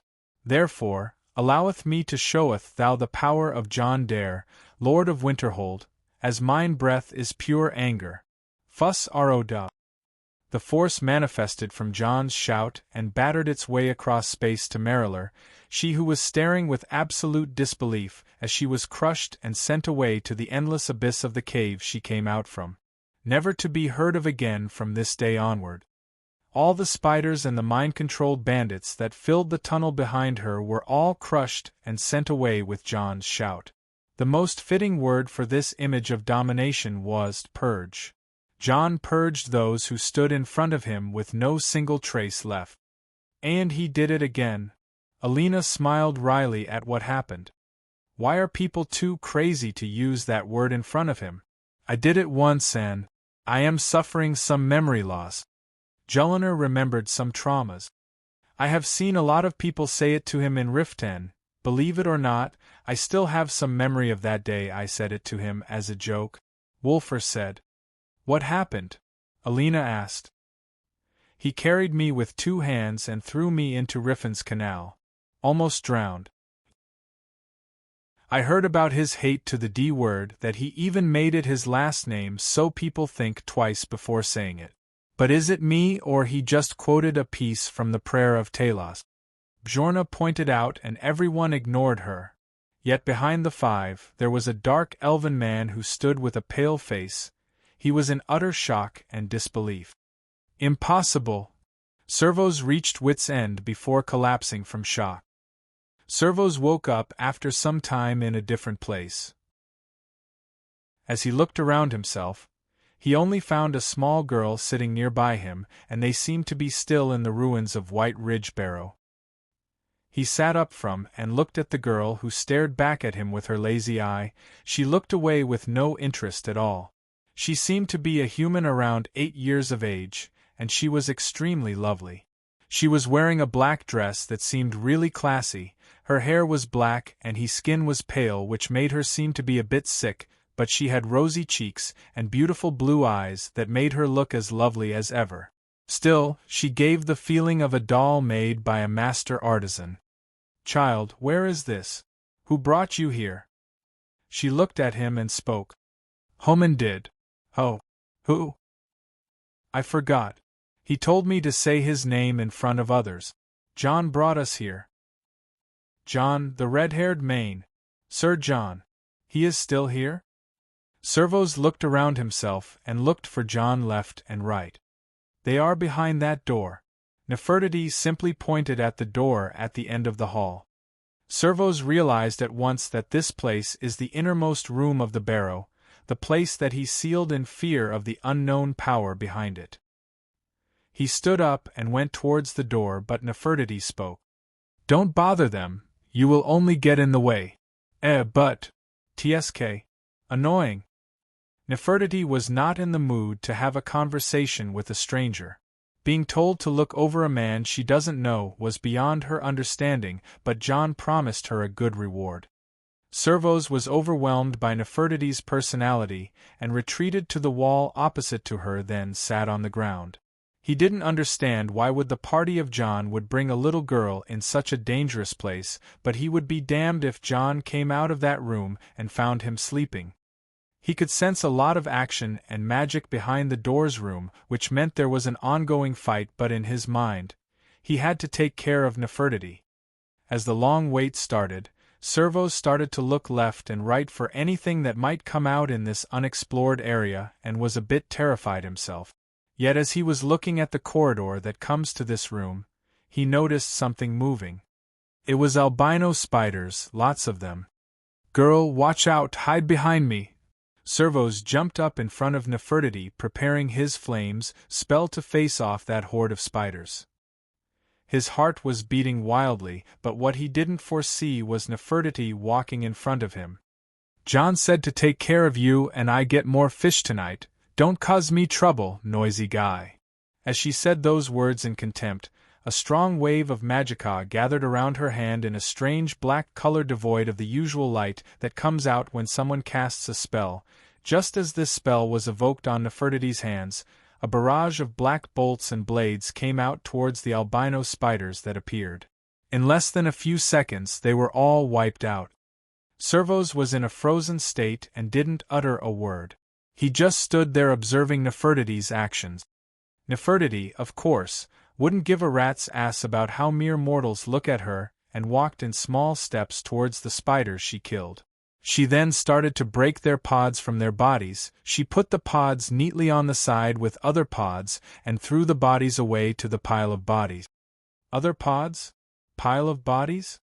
Servos noticed something he didn't notice before, and understood what happened here. These were not the first spiders she killed, there were more when he was sleeping.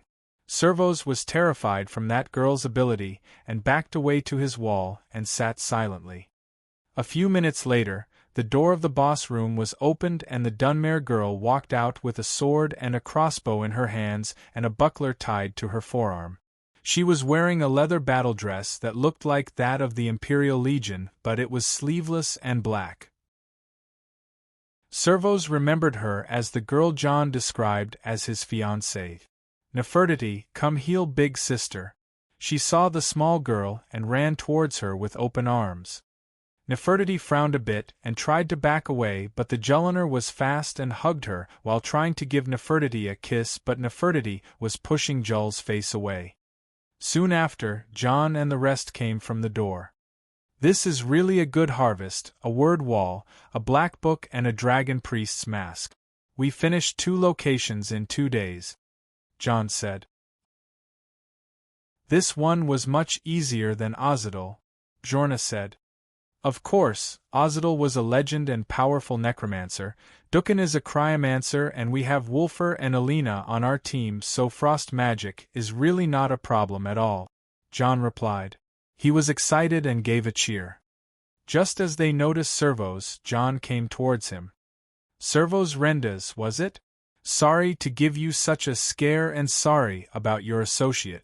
She gave me no choice back then, John said as he offered his hand.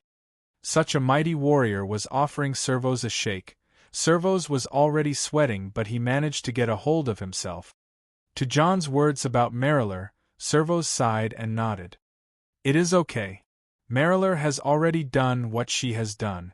I hope that what happened today put an end to her suffering before she would turn into someone I would never bear to know. No hard feelings then? Not at all, Sarah, thank you for saving me. Don't mention it. My men should be outside the Barrow by now to scavenge what we can't carry. We recovered the body of Mariler for you to give her a burial.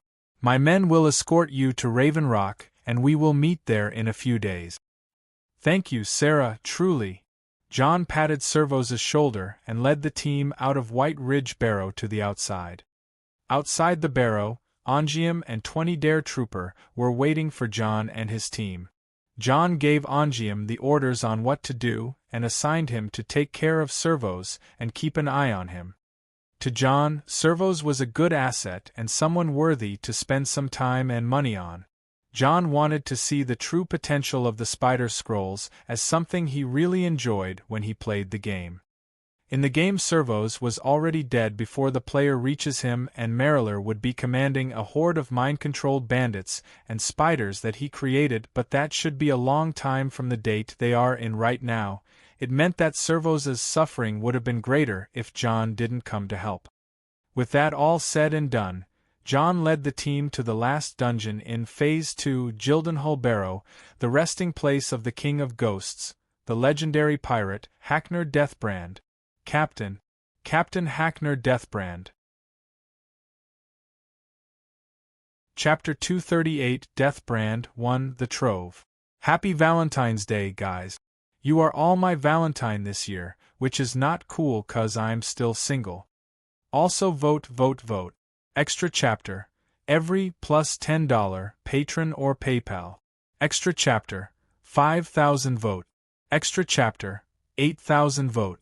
Gildenhull Barrow is a Nordic crypt on an island to the east of Solstheim.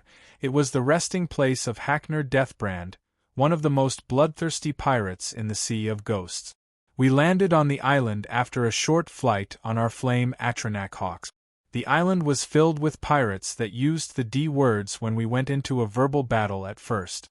As a man of honor, I had to keep my appearance and keep on the verbal battle. None would disagree if I used the dragon language, right? Right. Anyway, as soon as we chased the pirates from the island, we gathered in front of the entrance of Gildenhull Barrow. I recovered 4 large chests from my Haven cube and put them neatly around. In these chests there are 4 armor pieces that belong to the King of Ghosts, Haknir Deathbrand. As the legend states, he was a legendary, fearsome pirate king who ruled the northern seas centuries ago. He was supposedly a formidable warrior in combat and was said to charge into battle wearing a gleaming set of Stalrim armor while wielding his twin scimitars, Bloodscythe and Soulrender. He also was known for his rages and fits of madness. His own crew was said to tremble in his presence, and he supposedly delighted in torture and murder for its own sake. A legend among the pirates and pirate kings of the north, he was said to have lived an unnaturally long life, which led to several rumors of how he achieved this. Some believed he fed upon the blood and souls of those he killed to extend his life, others thought him a Daedra, loosed upon the mortal world. Some tales even claim he made a pact with Maroon's Dagon, the Daedric prince of destruction. Despite his prolonged age, he was not immortal, and as death approached, he was expected to name a successor. To the surprise of his crew, he decided that none of his crew were either strong or worthy enough to take his place and treasure, even in his frail state. Instead, he placed a curse upon the ship, his crew, his armor and his swords. His decree was until the day he could be bested in combat, nobody could have his treasure. His crew, deathly afraid of Haknir, had no choice but to accept. Now we have the 4 pieces of his Stalrim armor, and we are in front of his resting place to battle him and claim the treasures he left. One of us should battle Haknir's ghost, while the others keep his crew in check. It will be similar to the fight with Ozidal, but this time we will be facing a fearsome warrior rather than a fearsome mage. Any questions? May I ask a question? Which one of us will be facing Haknir? Wulfr asked. I would love to see volunteers, only that who best Haknir can claim his treasures. I have already assembled my armor and this should be someone else's. I also think that armor pieces are not large enough for me, I said. Truth be told, one of the major reasons I don't have a lot of heavy body armors is my size. Wulfr can fix stuff for me, but I need a true artifact. Savior's hide is light and strong, and as a Daedric artifact of its coolest features that it would change its size to adapt with the new user. One can notice that feature greatly when comparing an item like the Mace of Molag in TSV, Skyrim and ESO. Still, I had an eye on the one who will be facing Haknir Deathbrand. Alina, a light Stalrim armors and 2 powerful sabers, what say you? Alina looked at me and nodded slightly. Haknir Deathbrand once killed a sword master from my ancestors a long time ago. It would be appropriate for my clan to finally repay him after all these years. I heard her words and took out 2 sabers of my cube. You moon sabers. Thank you. She took them and waved them around effortlessly. She didn't like to enchant her moon sabers as she inherited them from her mother like that. She doesn't have any of her own as she didn't stay in her clan because of the incident of Quagmire. After preparing, Alina removed her crimson college robe and stepped forwards with her sabers and armor. She uses a light elven armor that is very easy to move in. She also enchanted it herself with wind enchantment. Let's go, she said as she walked to the entrance with confidence. The entrance is still locked. Oh, ahem, find them. Unlock it. She was clearly nervous, so I had her stand aside. I cast Electrohand on the iron gate of the Barrow and clutched on it. It looked from the side as if I have tied the gate with a chain of lightning and pulling it out, which was true. The power of Electric Hand was awesome. With some effort, the gate was pulled from its place and flew to the back with a small cloud of dust rising where it landed. I then followed it by a small summon of undead and had around 20 wraithmen around me. You really love necromancy? Joel mocked me. Oh, right, happy Valentine's Day, love. It is NEC, romancy. Thanks, John. By the way, you are the worst. No, I have prepared the gifts a week ago. What? I have prepared yours before we leave Winterhold. Joel said. Well, I guess I am the worst, you are the man. No worries, girl. Let's go. There is no Valentine is ES Universe but added it for you guys. The inside of Gildenhall Barrow was dry and dusty with a strong stench of death lurking all over the place. John and his team advanced through the barrows while guarding their surroundings with undead. John doesn't remember this place having any traps, but one can never be too cautious. Around the place there were a lot of sarcophaguses with a Stalrim over them. This is, Wulfr pointed. The original use of the Stalrim was to encase the dead with it. It was some sort of rituals made by the old Nords in Solstheim to prevent draugrs from forming. I see. We will send Ongium to harvest that later, but now, I want you to open this one for me. John pointed at the last sarcophagus. Wulfr nodded and took out his notched pickaxe. With his strong body, a few knocks were enough to bring down the Stalrim at the sarcophagus. I hate this word. Sarcophagus. It is the box-like funeral receptacle for a corpse draugrs come out from in Skyrim. With the Stalrim down, a passage appeared behind it as it seemed it was a fake sarcophagus. Through it, the crew passed to another corridor after collecting the Stalrim. They arrived at a big gate and John used Electrohand once again to blow it away. What appeared behind the gate was something. Even though John knew it was here, he was still shocked nonetheless. The whole passage behind the gate was filled with gold coins, gold ingots, gold statues, gold crowns, gold weapons. Everything was just gold.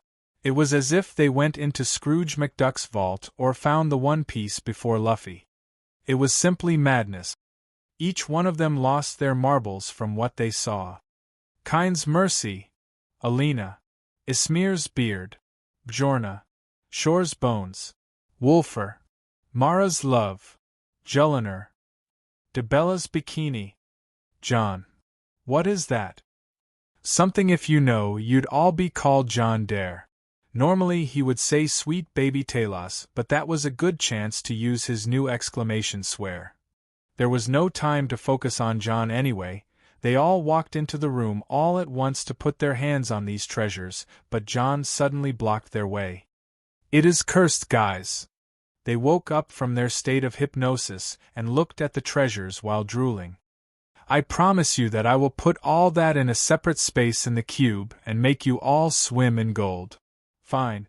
But I sat my eye on that golden eye patch, Frisk, Julliner said as she almost cried. Whatever you want, but have you noticed that once we passed in, the entrance got sealed behind us? As John said, they all looked at the back and found a lot of steel bars blocking the pathway out. Don't worry, I left a space mark out there and I can teleport us out, no biggies. Now let's go. They bypassed the treasure room, suppressing all their urges to touch anything. It was hard, but they managed to do it. The last gate led them to a very large burial hall. It was very old, and its walls seemed to house a lot of dead. John organized the Wraithmen to form a circle formation, and went forward with Alina and the rest to the place where Haknir Deathbrand last rested. Once they reached the altar on the other end of the hall, John told Alina to take the sword on the pedestal. This was a saber sword made of very high-quality ebony that gave off a red glow all around it. The sword's name is Bloodscythe. As soon as Alina took Bloodscythe from its place, powerful energy swirled in the hall, and its entrance got locked too. A blue magical circle gave off a strong glow in the middle of the hall, and a pale transparent figure appeared. A ghost. Around it, other ghosts started to appear. Their number was large. These were Haknir and his crew.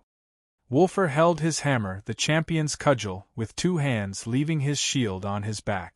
So did Bjorna, who carried Stormfang. Julliner stood beside John and aimed her crossbow forward. Nefertiti was summoned from the cube, and she was already in her Werecat form. Alina and John looked at each other and nodded. With two sabers in her hands and two staves in his, they all prepared for a bloody fight.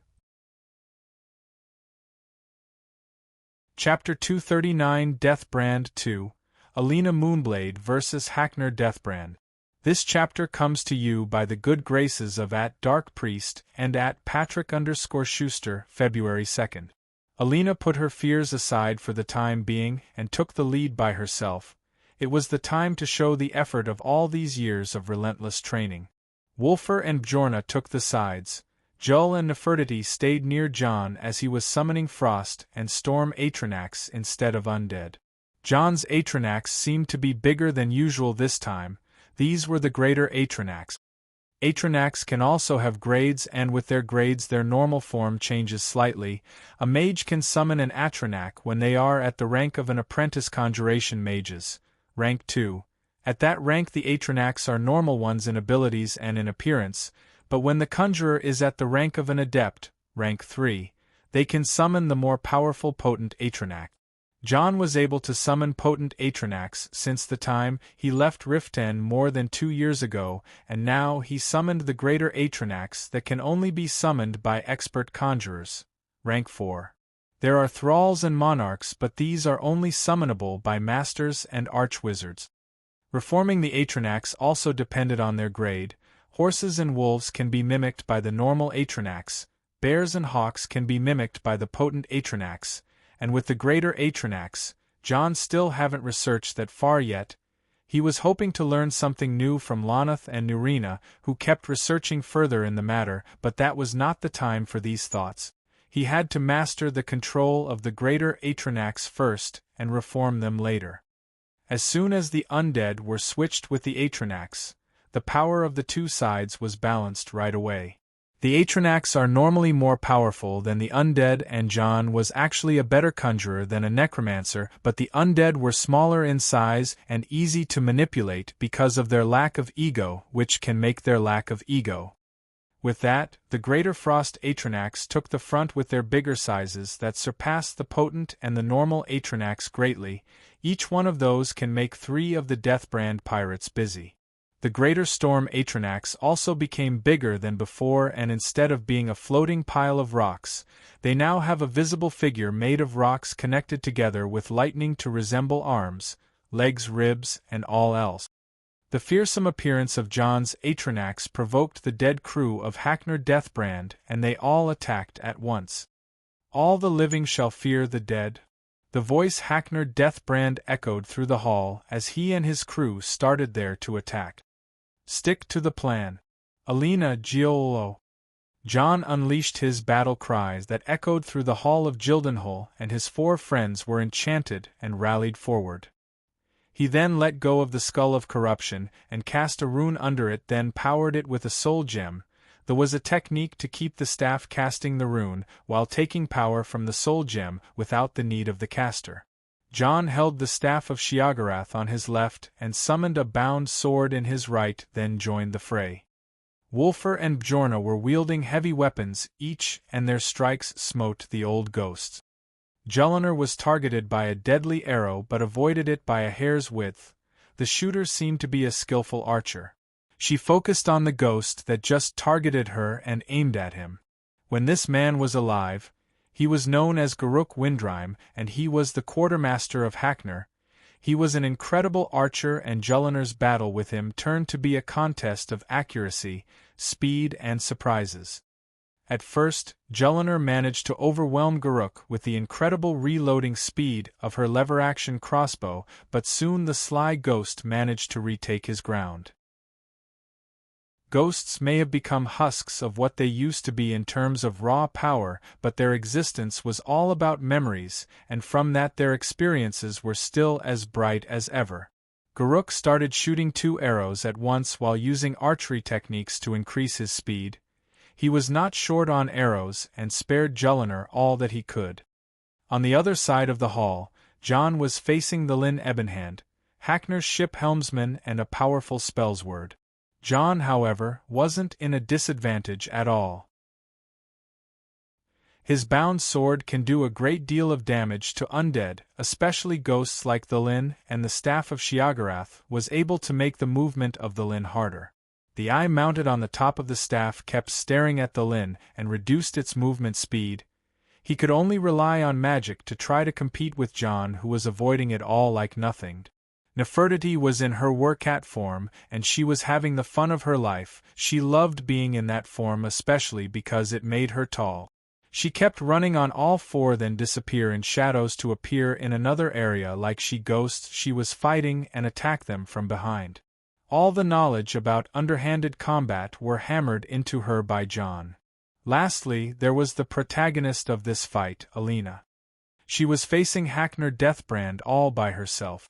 She crossed her 2 swords together and scraped them together, making an unpleasant sound and a spark. "Kine, bless my blades!" she roared and ran forward. The Firekeeper blindfold on her eyes glowed red and her aura glowed blue.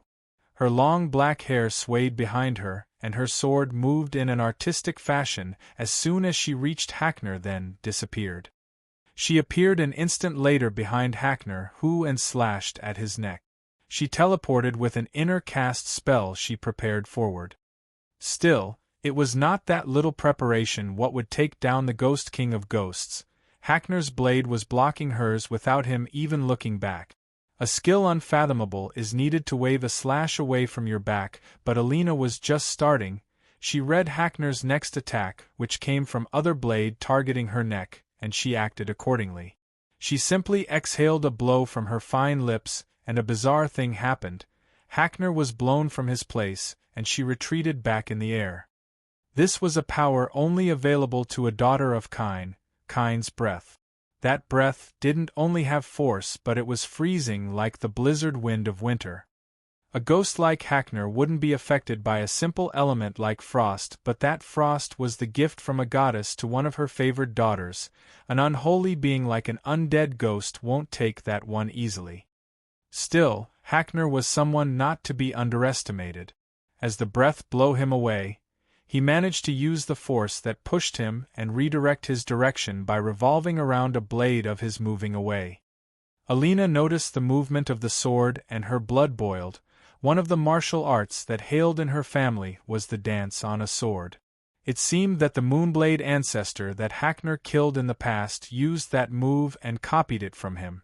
To Alina, it is an insult and a shame to her ancestor to let the secret art leak out. Her eye power started gushing out and Haknir felt it, but it was hard to apply a mental effect on the dead. It was not as effective as she hoped it would be, but she was at her full readiness again. Alina moved forward was a sword dance that made her swords go in circles and her legs move in a weird fashion. She was totally in control of her body and well protected, but the move's main purpose was to distract the enemy from noticing where the kill move will come from. It seemed that Haknir had an experience with that move too, as he retracted right away, not daring to put himself in a bad gamble. Alina seemed to not be going anywhere with her maneuver, so she stopped it and cast a wind rune on her back, then activated it. A daring move that would damage her was moved to move her forward in an instant. As soon as she knew it, she was right beside Haknir, and they waved their sword against each other again. Cling, cling, cling. The three slash were well performed, but the speed was equal, thankfully. Haknir can't exert more power or speed, as ghost, else the situation would have ended differently. His attacks were the deadliest Alina experienced. Each slash she blocked, she pushed away from the Reaper with all her effort. The fourth slash, however, was as far as it could go. Haknir managed to disarm Alina's right hand, and the blade fell from her hand, pinned on the ground between them. With the enemy's sword a few inches away from cleaving her neck off, Alina pushed her left-hand blade down and performed the same move Haknir did to avoid her sky breath. She managed to retreat a foot to the back to only see Haknir's blade trim off a few hairs that lingered ahead, but she was too focused on her counterattack to even give that a thought. With her left-hand blade on the ground, Alina jumped up and held herself up on the blade with her free hand, casting a bound sword, and her legs kicking at Haknir's face.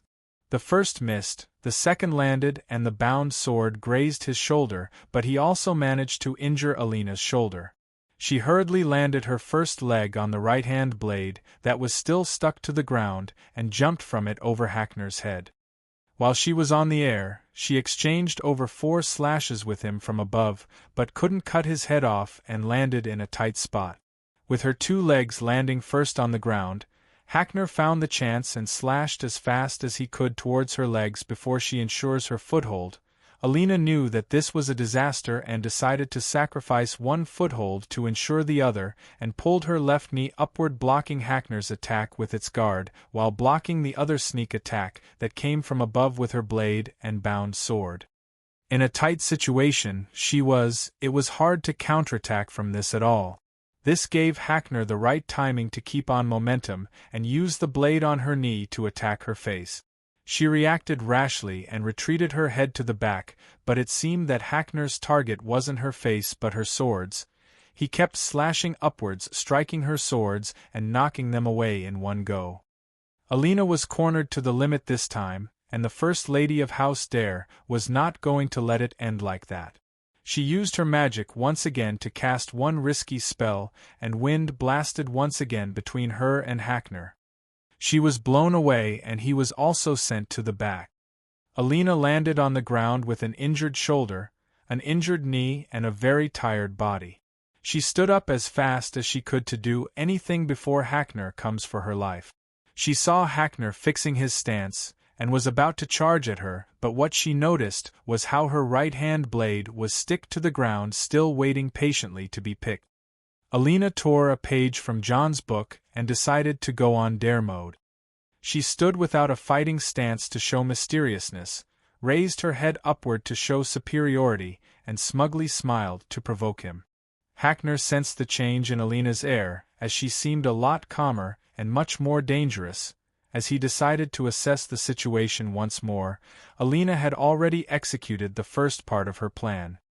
She stood where she wanted to be and looked Haknir.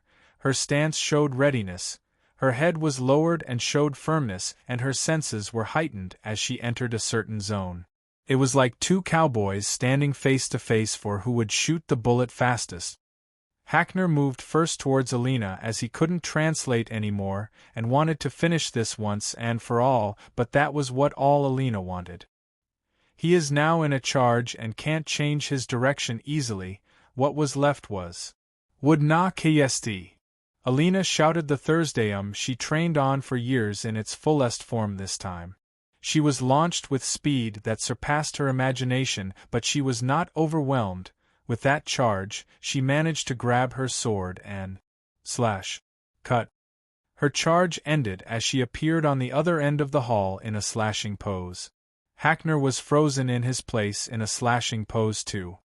Blood flowed from Alina's arm, and she knelt to the ground holding her wounded arm with her other hand.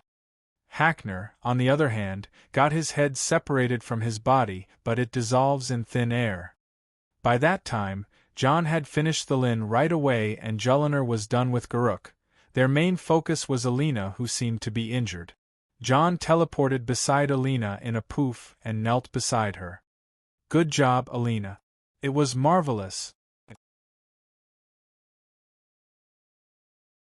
Chapter 240, A Bit of Peace. Extra Chapter. Every plus $10, Patron or PayPal. Extra Chapter. 5,000 vote. Extra Chapter. 8,000 vote. When Alina opened her eyes, she found herself lying on a soft mattress and feeling warm. The place around her was that of a gray stony space with dwarven metal bars supporting the walls. It looked like the inside of a dwarven ruin, but that was how the inside of the Haven cube looked like.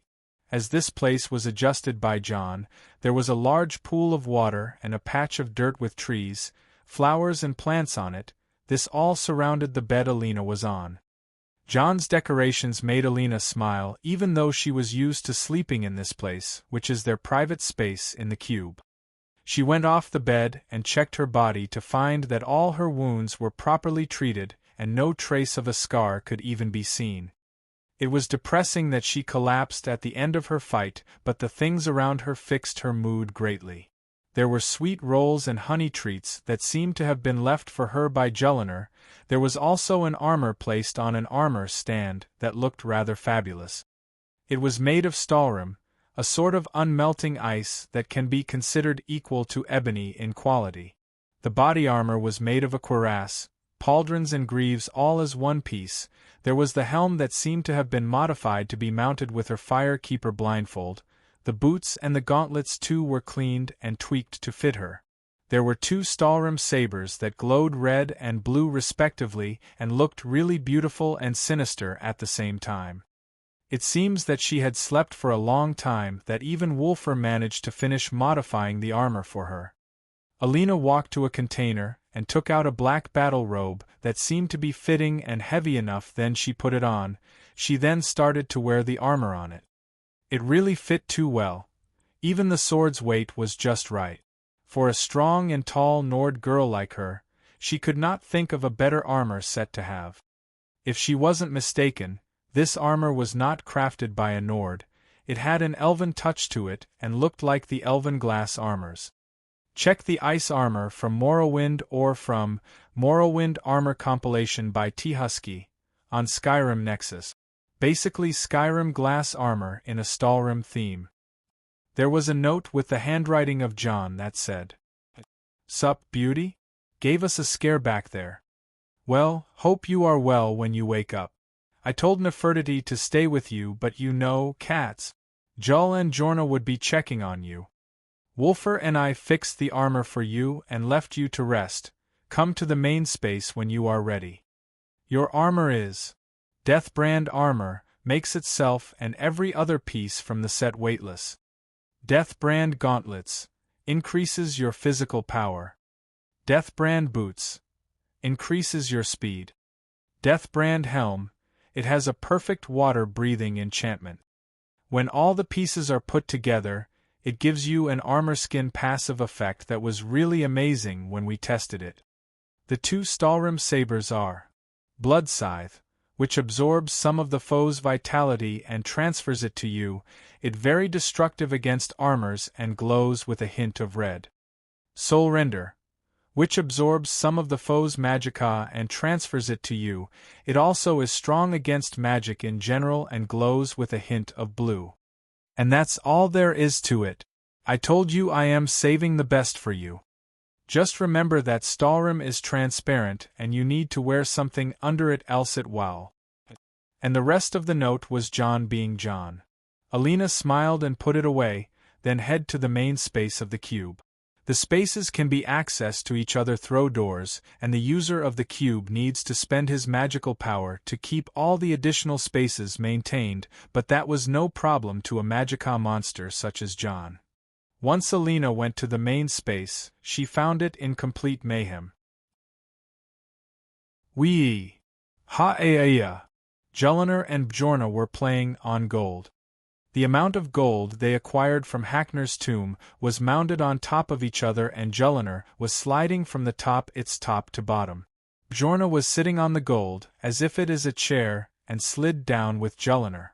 I can understand Jull childish actions but Bjorna, you really tsk. Oh. Alina, you're up. Jullinar and Bjorna saw her and ran towards her. Jull was putting on a golden eye patch, and a crown made of gold and jewels. There were necklaces and rings all over her. Bjorna was wearing a golden fabric cape that seemed really expensive, and had a golden staff in her hand. Oh, that armor looks good on you. More beautiful than my ringmail. Yeah, it is beautiful. Thanks. Where is John and why are you sliding on that gold like that? Come on, it's really fun, Jull said. Only in your bean-sized brain. What about you, Bjorna? Well, I told her to stop but I ended up losing to her. Then let me be ashamed for you. Say that after you try it. 1 minute later. Wee! Ha-aya! Whoa-ho! The three girls slid together from the gold mound all at once. This is so much fun. Told you so. The girls took a while to calm down until they sat together like ladies once again. Where is John? Outside with Nefertiti and Wulfur. Are we not in Raven Rock yet? And how long was I sleeping? You slept for a day, and we are at a place called Saring's Watch, an ancient Nordic temple with a word wall that John was really interested in. Oh, he said something about a very powerful Thursdayum that he would love to learn. I see. I am heading out then. Alina parted with the girl to the middle of the space, and touched the light ball that would send her out. Before she knows, she found the blue vast sky in front of her. There were a lot of ruins surrounding the land in front of her, and it seemed that there are also some freshly destroyed draugrs. Hey there! A voice called for her and she looked back. Hey, Wulfur! She turned around to see Wulfur and Nefertiti sitting together on the ground. There were in the shade of a word wall that John was there too, but he seemed meditating. How long since he was like this? Since yesterday we finished working on your armor, and came here to study the word wall. Looks nice by the way. Thanks. Is he progressing well? Yes, you won't believe it but he made another energy pulse this morning. It was strong. I was meditating beside him, and he had almost pushed me away. That strong? This means he is in the 9th level of the dragon robbing realm, quite fast. He said that his energy is all stable now, which means something I didn't really understand. It means that all the energy in his magicka pool has successfully got merged with his life force and his essence energy became stable. Took him longer than us. Sister-in-law, the more you speak, the less I understand. By the way, now that you have mastered the whirlwind sprint shout, what is the other one you are after? Sigh, it has been years since I started training on that shout and mastered it in 5 years. By that time John has mastered over 6, right? He is working on the 7th now. Wulfr handed her one of John's notes that were lying on his bag. Alina opened it, and it was a translation to the word wall of Saring's watch. It said, Kethsagal Varukiv Bar Fn. Gola wo Pirel Het Mulhan. Oel Joel Esraen Onikiv Nunan. Wamezi with Sanan du Onik. Translation. This stone commemorates Bar, the earth hunter who sat here still, as earth awaits enlightenment only, to become old instead of wise. John has marked the word Gol, which means earth. This was part of a very powerful shout that is known as the Bend Will shout. A higher Thursdayum that needed to be learned diligently and would take John weeks to comprehend this word after he heard its chant from the word wall. He even won't be able to learn the other words until their knowledge is given to him, even though he knows what they are and what they mean. A shout like Bend Will was one of the hardest shouts to learn and needed a source to comprehend them from. Shout like the Unrelenting Force or Whirlwind Sprint were considered very easy. Alina turned the pages to the back and started looking at the other shouts that were recorded in the note. These were all the shouts that John gathered and were all rated from the easy shouts to the difficult shouts to the endgame shout. Alina understood John's rating system and looked for an easy shout right away. There were some that John has invented himself, but they were very flawed and unstable, yet it was a legendary feat on its own. A hidden clan may have 2 or 3 shouts at the very best, and only a handful of their members barely learn a word or 2 in their lifetimes. John's note was a treasure that would make all the clans go crazy if discovered. His talent in the Thursdayum is very famous, and he is not shy about it, but his knowledge is on a godly level. He can even curse and crack jokes in the dragon language if he wanted to. After browsing carefully, she chose that Elemental Fury shout and memorize John's notes on it. Well, who do we have here? John opened his eyes and saw Alina in her new armor browsing through his note. I heard you passed the 9th level. How awesome of me! No, as expected of you. You know how to make it sound better. John stood up and closed on Alina. Ahem. But Wulfr announced his presence. Bro, go in the cube. Why don't you 2 go in the cube, or better, get us to Raven Rock? Sigh, fine. You all go back in the cube then, and I will teleport myself there. Nefertiti returned the cube to John, and he let Wulfr and Nefertiti go in first. Before we go, how are you feeling? He asked. I am fine. She stuck closer to him, and he hugged her in return. He whispered something to her ears and giggled while punching his chest playfully. They exchanged a few kisses under the sunset before she goes into the cube again. John transformed the cube into a ring and evoked a strong teleportation spell after that. He kept charging it with magicka until he became able to reach a mental link with the rune he left in Raven Rock. Once all was complete, John disappeared in a poof. Chapter 241, Fahlbtharz Ruins. A shout-out for Guy Pierron. Extra chapter. Every plus $10 patron or PayPal. Extra chapter. 5,000 vote. Extra chapter. 8,000 vote.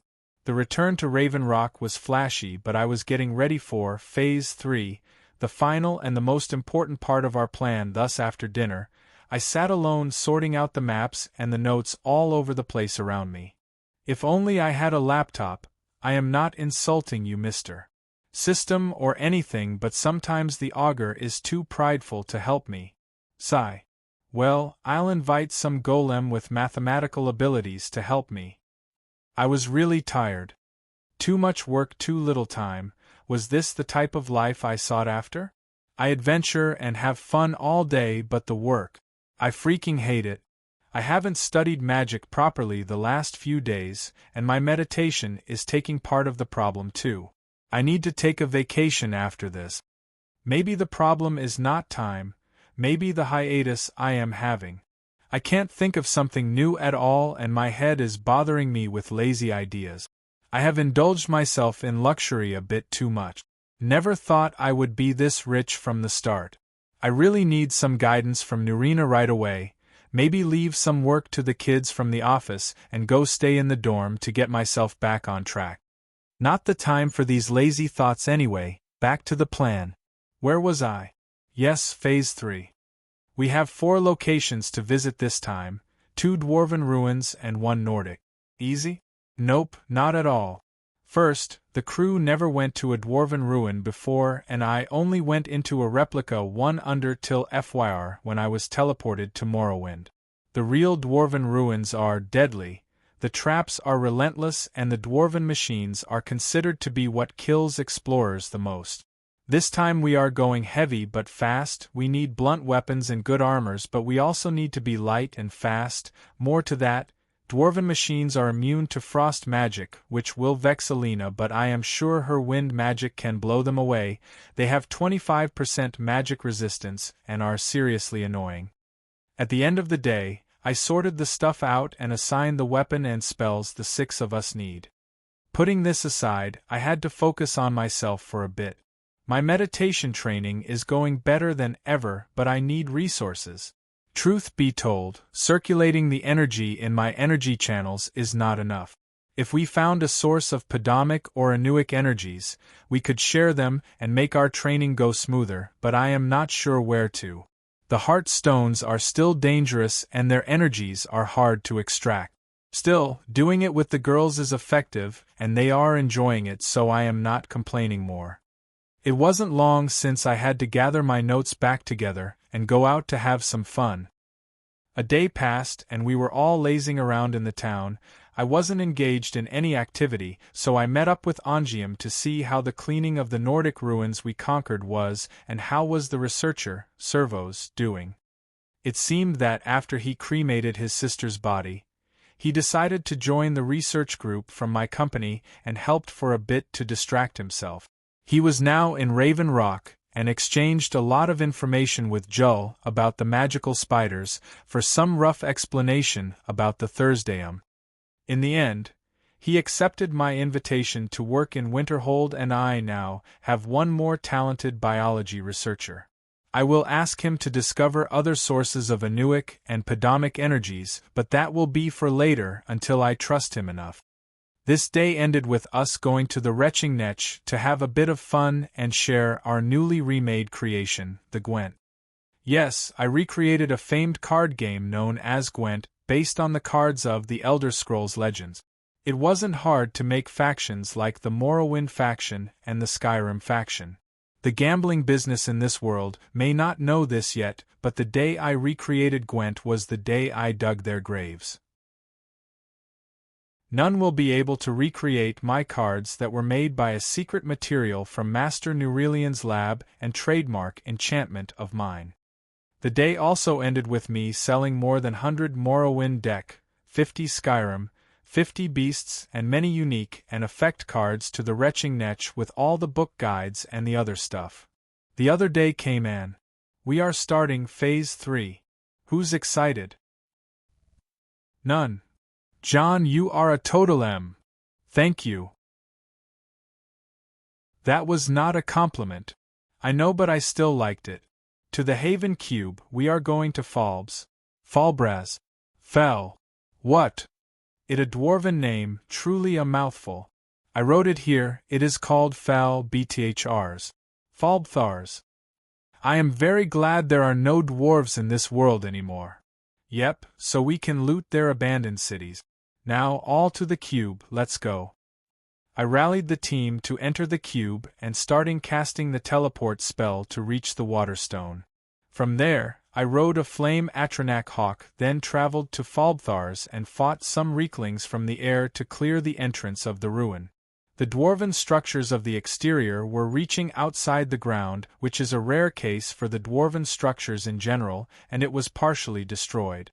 There are also a few reekling structures as well, but I burned them to force the pesky creatures away. Come out.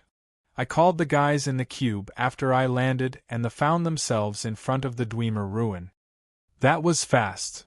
Alright, listen up. According to the books I read, this place was built by the dwarves to serve as a sporting ground. It is filled with traps and dwarven war machines and heaven knows what else. Alina, you are comfortable with the twin mauls I gave you? Wolf and Jorna, nice hammers. Nefertiti, here, you can use my old hammer in your Werecat form, please don't damage your nails on those machines. Joel, I am using the exploding bolts. Me too, I said and took out a crossbow. Let's get this thing done. I walked forward, aiming my crossbow ahead, and pushed the door open. Clear, left. Joel. Clear, right. Me. Roger. Proceeding with caution. Wolf. They enjoy doing it every time. Alina. We proceeded in the normal formation, and started shooting down all the tangos in the way. The entrance was infested with reekling, but they were nothing serious, to begin with. We pumped into a slicer trap, but thankfully we managed to break it and destroy its pressure plate. As soon as we passed that, we met the first guardians in the ruins. Dwarven spheres. 3 balls came from the wall ahead and rolled towards us. Wolf and Jorna took the front with their shields and hammers. Once the dwarven sphere got closer, their shape started to transform from rolling balls to a semi-humanoid automaton that rose from the ball itself. Awesome! Wolf lost its cool completely. Shield up, you dolt. Sorry. This was clearly our first time in a dwarven dungeon, so I expected that, but something else I was waiting for now, and that was the first strike from the spheres that landed on Wolfer's shield. The look on his face changed completely. I told him to take it more seriously, but now he realized what it means to face a machine, a whole new concept of fighting. His right foot stomped to the back, and the hammer in his hand reacted in a rotational wave coming from down to up and hammering the dwarven sphere from its base, completely staggering it and making it retreat. As the center of the weight was in its wheel-like legs, it managed to come back, but Wolf was already attacking the other one. Assist him. I rallied up everyone, and we started attacking the dwarven spheres in return. It was a violent but noisy fight. At the end, we put them down splendidly. These bastards, they are tougher than I thought. Show me your training results and tell me you can do it. I can do it. Good. Because this is just the place saying hey. I like how their faces changed from lazy to serious once they realized that the fight with the machines is not some plaything. These machines are tougher than the undead and do not tire. They will do everything they are designed to do to kill. We proceeded again and faced more spheres, so we kept destroying them and taking their parts until we arrived at a place with a large control panel. I have never seen anything like this in the books, Alina said. I told you before that this is not your run in the mill dwarven ruin, this is a sports ruin. A death sport. That panel had 10 buttons and one would open the gate ahead, while the others would probably activate the traps around the room. As much as I am okay with traps, I had to keep my friends safe and pointed out the safe button, the second from the right bottom row, even though they pressed some wrong ones to see what they can do. After passing the room we came across a kinetic resonator, which is 4 small blue orbs set in paddle-like extensions on a metal pole. Those orbs spin around the pole when activated and opened us another gate we walked through some broken steam pipes and flammable substance until we reached a mushroom garden. There were more dwarven sphere and dwarven spiders that shot us with lightning magic, and was really cool as I had to pin one of them down with Wolfer to study the idea behind it for our Tesla Tower project. After the girls shouted at us, we had to destroy Spidey, but I told Wolfer not to be saddened as there is a better chance to study them soon in the future. After that, we arrived at Fahlbtharz's main chamber. It was a place that made us all go in awe, an expansive chamber full of tall pillars, bearing platforms and walkways at their higher levels, and many giant spinning gears on the lower levels, shortly above a large pool of water. The idea behind this place is to jump on the gears to reach the place it leads to. Can't we just teleport? Good idea but impossible. I just tried to use it but the space was locked, we can't even levitate. I used the third eye spell to watch the flow of magicka through the space, and found some large magic imprinted in the area to block all the aspects of teleportation and levitation. Kinda hardcore. On the plus side is, I know this dungeon very well from the game, so no biggies. We traveled on the large gears by hopping on them like we are in some arcade game, and fought some dwarven spiders here and there. We arrived at a gate that would take us to a higher level and found a dwarven ballista that Wolf and I didn't let go of. We had stored it in the cube after dismantling it to study it later. As we reached the second floor, we were moving from pillar to pillar by spinning them to connect the bridges on them.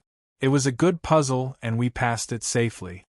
We felt like a day has passed, so we stopped after we arrived at Fahlbtharz boilery and spent the night in the cube. Later the next day we went to solve the puzzle of the boilery, and it was, let's say, it became a bit hairy. There was a steam-powered dwarven mechanism controlled by kinetic resonators. Each would charge the mechanism with a certain number of charges, and we had to charge it only 20 charges. Any more would trigger some annoying traps. The first time we almost opened the doors of hell on ourselves, so I solved it, how I remember right away. No room for training if it is risky. From left to right 1, 2, 5. We finally passed the boilery and arrived at the Grand Hall of Fahlbtharz and fought some dwarven ballistas that were really tough. In the end we arrived at 3 dynamo actuators that must be filled by Centurion dynamo cores. These cores come from the dwarven Centurion, the largest and strongest regular machines left by the dwarf. I said regular because there are larger but not common. Do we have to fight those giants? Jull pointed at the 2 dormant dwarven centurions at the end of the room. Yes, lure one by a bolt and hit it from far away. It is slow and the room is too large for it to reach us. As the plan went, we all switched to magic and summoned our flame Atronak horses to keep our mobility high, as well as frost and storm Atronax to distract the dwarven centurions. And the fight began. And the fight ended an hour later. We destroyed the 2 large dwarven centurions and dismantled them to recover the cores. I can't believe this thing can let out a steam breath. It made the frost Atronax melt like ice. Did you see how it hit the storm Atronax? They were flying like toys. In the end, we recovered to dynamo cores and placed them on the 3 dynamo actuators. Fortunately, there was one the before, so we managed to open the last gate splendidly. Behind that gate was our sweet trophy. Chapter 242, Kagrumez Ruins. The 5,000 votes extra that was promised. Sorry for being late. Ladies and gentlemen, we made it again. Me. Shut up. Alina. Gold slide. Jull. No way. Wolf. All that is gold. Again? Jorna. What lied to us at the end of Fahlbtharz was another pile of gold like the one we took from Haknir Deathbrand's tomb. Maybe a bit smaller, but it was all dwarven gold coins, which have a large price compared to the old Nordic ones. Look at these dwarven swords. John, you are a real gold digger. I know. We uncovered 2 treasures in 4 days. What are the chances? Unless I know beforehand, but I don't hide it so they don't believe it. Smart, right? John, compared to our wealth in Winterhold, this, Alina said. This needs us to expand our vault at least 3 times if we added it to the other gold in the cube. I was saying, shouldn't we be a bit modest with our luck? Nope. Good, I feel less guilty now. We started hoarding all that gold into the cube again. As we finished with the gold, there were artifacts. I started sorting them by the quality and the enchantments. They were mostly not enchanted and got stored in their respective sections in the cube's main space. We actually have a large armory in there. The enchanted ones were mostly staves and some swords with minor enhancements, but the most important thing here was the visage of Mzund. Wolf, put this on. Wolfer took the helm in his hands and felt its weight. It is massive. I know, right? It was a large helm that covered all the head. Its appearance was unique, as it carried that face which the Dwemer always make for their dwarven centurions. Check Legacy of the Dragonborn mod. The appearance was fearsome and cool at the same time. Try to blow out a strong breath. No, not my direction. Wulfr did as I said. He inhaled from his nose and exhaled a strong breath. With his head in the visage, he let out a strong breath that turned into the same steam once it got out of the visage. Fuck. What was that? He freaked out. Amazing, right? He took off the visage and took his breath. This is awesome. I can't do a Thursday like you, but this is crazy. Of course. But you need to drink water after each use unless your ability gets enhanced. If you keep training on the meditation technique I gave you, you will be able to do it again and again. Awesome! Wulfr is all about stamina. His power and speed were admirable, but his endurance is something else. I tweaked the meditation technique I gave him so that his stamina and vitality become stronger. Actually, his training is showing more effect than mine and Alina's. He can already carry things I can't carry with my aura enforcing me. John, do you know what is the perfect use for this visage? Emigem. 5 minutes later. Star. In a tiny space inside the cube, Wulfr and I sat down with only towels around our waists. He drank some water, then put the visage on and exhaled a strong steam. Sauna. This guy thought of that one his own. I am really proud. We finally have a sauna by utilizing one of the magical artifacts left behind by a long-lost race of elves. Sounds like the right use to me. Visage of Mzund. The wearer has more stamina, and by exhaling strongly, the visage will let out a steam breath attack called Breath of Enchwak. We left Fahlbtharz and headed south to Kagrumez. From the name, one can understand that it is another dwarven ruin, and like Fahlbtharz, it is a trial ruin. Seems like the dwarves of Solstheim were quite the energetic bunch. In front of the ruin site, a woman in fit tight black armor under a black cloak was standing there. Beside her was a Storm Atronak horse. This was a dark elf from Team 0, my bodyguards and secret intelligence, who take direct orders from only me as the boss and Jelinar as their captain. Boss, Captain. Anya, I trust you have what John needs. Jelinar started bossing around. Of course, Captain. Here are all the stones. John, are these what you want? Yes, they fit the description. Good job, Anya. Thank you, boss. Anything out of the ordinary? No, Fort Frostmoth is completely guarded and we are about to get done with receiving all the shipments. Fine, tell Angium to start loading the ship and make the departing arrangements. We will finish up in a week. Yes, boss. She took the order and rode away. Team 0 has a lot of Dunmare and Kajiat, but it is mainly made of Nords. The Dunmare were the refugees that became citizens in Winterhold, and the Kajiat are the ones I tested myself. Kajiat, Orcs and Argonians are mostly not allowed to go into the cities due to xenophobic reasons, even in Winterhold, but I tend to look for the people with talent and quality. Each person has their kind of problems, and what I do is to solve these problems for them and use them as my people for repayment. Kajiat love free-spirited, easy jobs, so I offer them good work conditions, and Dunmare want to be seen equal with Nords, so I offer them dignity. The atmosphere in Winterhold was a bit awkward, but as long as everyone is kept busy in their work, they won't remember that they are different races altogether, especially if their line of work is doing shady business like in Team 0. Anyway, it was the time to delve into Kagrumez. Kagrumez is an ancient arena that the Dwemer utilized to make people and machines fight, so it was going to be fun as long as one doesn't get hurt. The ruins were also built in so we have to go down the stairs, then use the elevator in the middle of the ruins. The dwarves used elevators like these in mostly everything they built. We descended underground again, and found ourselves in a storeroom-like place. There were all kinds of broken dwarven machines and metal bars. Wulfr and I didn't let one thing in place, and hoarded everything, even the shelves, because they are big and also made of dwarven metal. Anyway, as we finished we kept going down a stairway, and we didn't come across any hostile dwarven machine. As soon as the stairway ended, we arrived at an open space with a central platform and also a lot of surrounding high ones. This was the arena I mentioned before. On the central platform there was a pedestal with a 3 by 3 grid. Each point was a socket that would fit something inside. So, what now? They asked. Look at that gate. I pointed to the gate in the east. Let's check it out first. As I showed them the gate, we found another 3 by 3 grid with 2 points highlighted. The middle left and the bottom right, I said, and went back to the pedestal.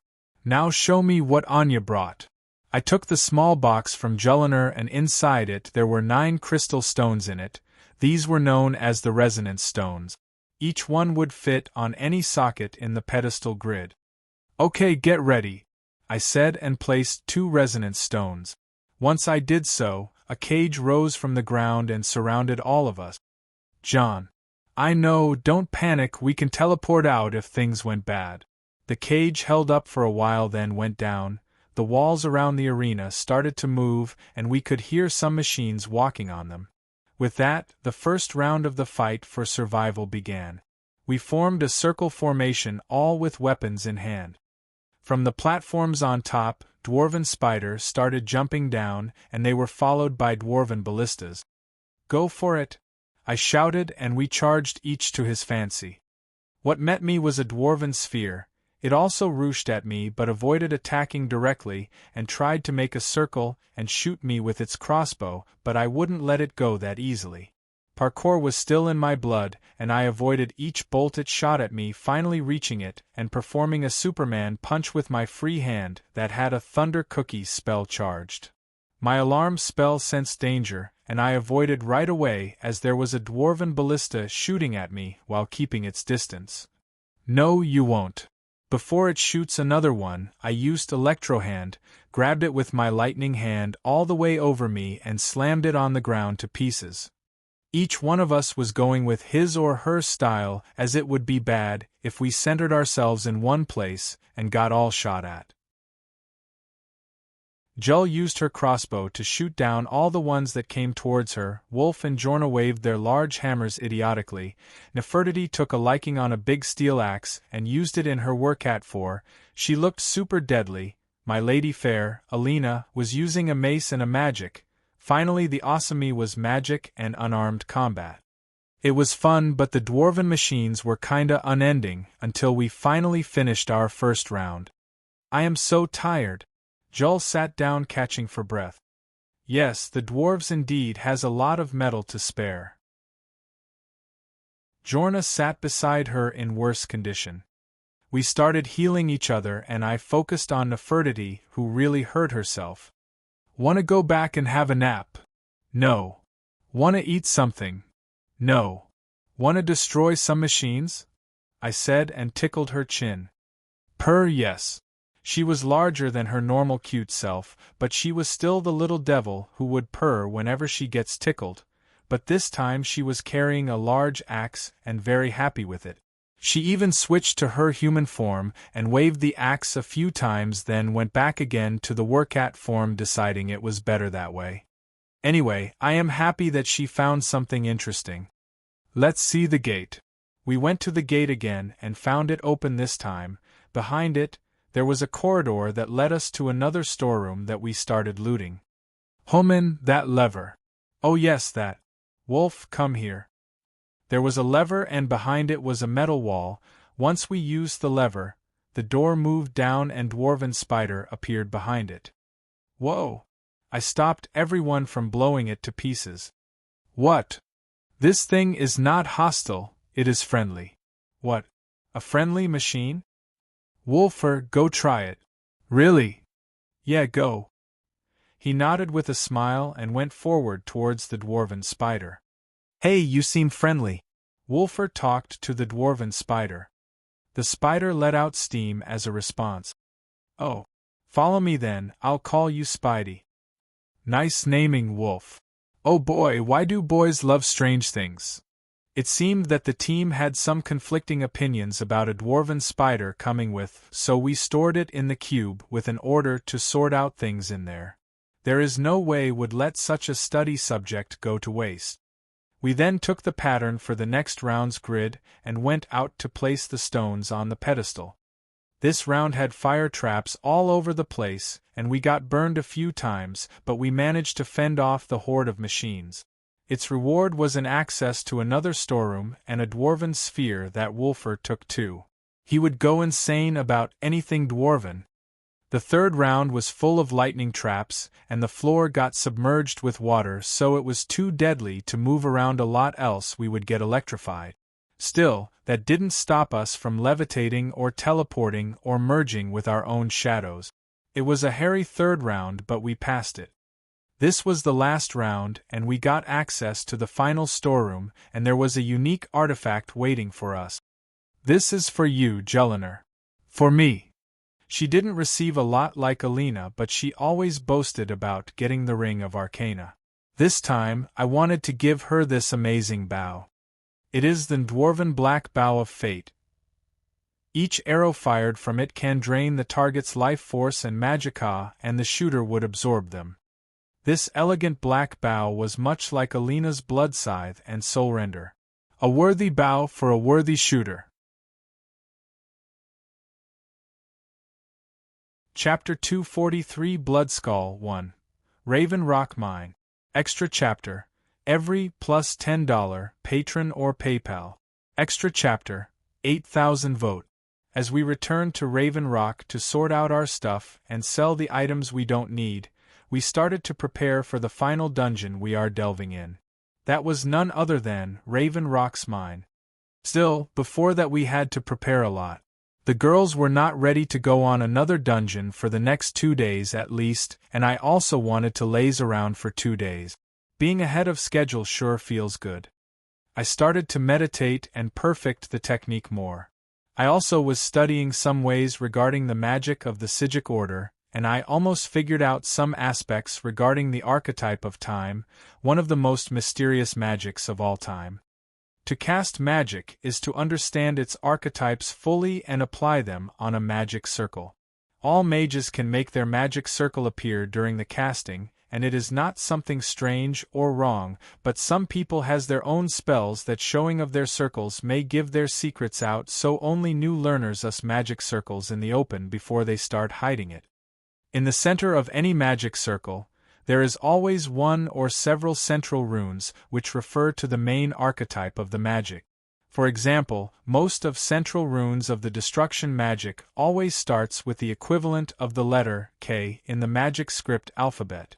This alphabet was seen in the game many times by the player on the black books. There were other forms of magical runes, of course, like the dragon runes and the Daedric runes, but they were used for their respective subjects like the Thursdayum and the Daedric art. See the article about the magic script alphabet in the wiki and the UESP wiki. Anyway, reading the magic script alphabet is essential to any mage, and each and everyone must know how to do it for the sake of casting magic. It doesn't matter if you can understand it or not, but at least have proper knowledge of the common runes.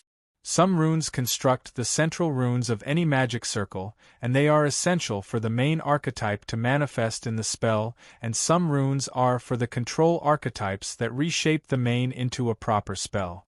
Takes a few days of training to be able to apply it, but it is not as hard as it sounds. The problem now with the time archetype is its usage of not-so-common runes from the magic script alphabet. There are those 4 runes that mostly don't get used in magic most often. Actually, I would say that only a few people use them and no one else bothered studying them. These ones are the equivalents of Q, X, 1 and 2. Q and X are necessary to use the time archetype, but X also can be used in the space archetype, which makes nothing easy. Space and time are like Lorcan and Oriel, Padamic energy and Anuic energy. If something mutual between them appeared, it would be strange and hard to understand. That is why I can't understand the time magic on my own using the principles of space magic. That is also why mysticism is the coolest school of magic, and the only one I see worthy to rule the other schools. As each school of magic has certain archetypes for their respective practices and spell, the mysticism has the hardest of all of them. The archetypes of the mysticism are outer energy, magica; inner energy, soul; limits, space; no limits, time; reading the space, detection; reading the time, divination. I have a good understanding regarding magica, space, and detection, while soul, time, and divination are a bit of a hurdle. Nurina said that there are more archetypes to that and the Sijic monks can control weather and nature, but I shouted give me a break and ran away. I am a nerd but not at her level of nerd yet. Truth be told, if we started tracing everything back to its source, we will arrive at the school of mysticism and everything will be just big plain dumbness. That is why I wrote my ideas about the one school theory. Sigh. What a pain. I closed my notes and lied on the bed, but somehow my head dragged itself back to thinking. Why are there runes for 1 and 2? What can they be used for? This was a million septim question, which even Nurina doesn't know its answer. I forced myself out of overthinking by pouring some cold water on my face and going out of my room. As I roamed Raven Rock in the afternoon, I started greeting the people I made friends with in the town. One particular person I was looking for was the foreman of closed mine of Raven Rock. That was Cretius Carelius. Asking Glover about him led me straight to the mine. I found the old man sitting in front of the mine polishing his mining tools. I trust that you are Cretius Carelius? Who in the blazes are you? Can't you see I'm busy? My name is John Dare, I am the owl. Oh, the traders that came from the mainland. Yes, that is me. I offered the old man a handshake, but he looked away with a snort. This man is around 80 years old, so I am not going to cause him trouble anyway. Isn't it dangerous here for an old man like yourself? Humph. Listen to yourself. When I was your age, boy, I could shatter rocks with my bare fist. Now as I am at this age, most of the folks around here would talk like you. But mark my words, these mines hold a secret that could put Raven Rock back on the map once again, and I can bet my old bones on it. What sort of secret would that be, I wonder? A secret the East Empire Company swept under the rug 2 centuries ago. It killed my great-grandfather and left Raven Rock with a worthless and tainted mine. My great-grandfather Gratian Carelius. He spent his entire life exploring ancient ruins across Tamriel, and he died in these very mines almost 200 years ago. The East Empire Company called it a terrible accident, claiming that he was lost in rockfall, but I know better. Figures, I was dealing with these bastards long enough to tell, but how do you know they are hiding something? My wife and I were cleaning out our home, and we came across some of my great-grandfather's things locked in an old chest. I found an unsent letter he'd written to the East Empire Company and a key. The letter describes a discovery that was made in the mine by some of the diggers. They wanted Gratian to take a closer look. The East Empire Company must have felt it was of great value, as they locked that section of the mine off from everyone else. Did you take a look? You crazy boy? How can an old man like myself explore the uncharted parts of the mine? I see. Truth be told, it sounds a bit crazy. Sigh, just like how everyone else said. But, when there is smoke there is fire. The matter kinda sounds suspicious. Finally, someone who believes me. The old man seemed pleased that I said so. I'm telling you, there's something big down there, something that the East Empire Company wanted to hide from everyone. Still, why did you tell me all of that? Hee boy, I listened to the rumors and I heard that the merchant known as John Dare is roaming Solstheim looking for some treasure. Many people are keeping a close eye on you, especially that idiot Fethus Alor. He thinks that if he reports what you find to the East Empire Company, the would reward him if they get back to Raven Rock, damned fool. Yeah, I know about him. My people are doing a good job, after all. I even know who is in secret relationship with who in this town by now. Dark elves are so messed up when it comes to romantic affairs anyway. Anyway, time's my enemy. Old age caught up with me before I could find the answers that I'm looking for. And here is where I come in. Indeed, I was hoping that an explorer can help me. I want to know what happened to my great-grandfather, and what the East Empire Company is keeping from all of us. It is all working out well this way. Fine, you got me interested. Any idea where to start? Gratian kept a journal of notes about his discoveries. If you can find his remains, I'm hoping it will help. Here's everything I have. The letter, the key. Please, do this for me so I can finally regain the respect that I've lost.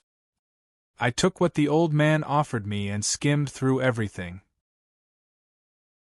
This is good, very good. Old man, let me go bring my team. It didn't take me a lot to drag Wulfr and the rest all the way to the mines. This will be the last place we delve into in Raven Rock, the most important part in our journey and the finale of Phase 3. The mines. They seem to be underwhelmed. I know it looks like me fooling around, but this is company business. I am not bringing you around as your bro John.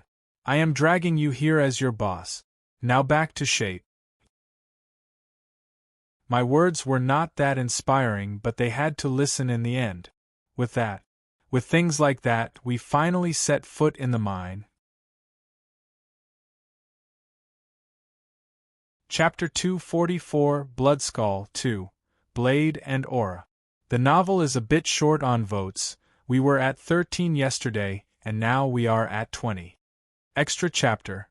Every plus $10, patron or PayPal. Extra chapter. 5,000 vote. Extra chapter. 8,000 vote.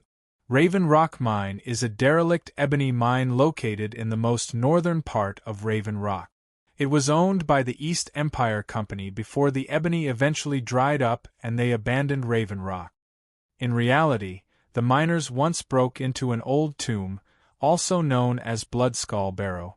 They managed to wake up the Draugr in the crypt, and most of them, if not all, were killed. The East Empire Company sealed this part of the mine and closed the whole of it with the excuse that the mine was dried up. John and his team entered the old mine and moved through the wooden platforms that was going through the pit-like mine. It wasn't long until they found themselves in front of some frostbite spiders.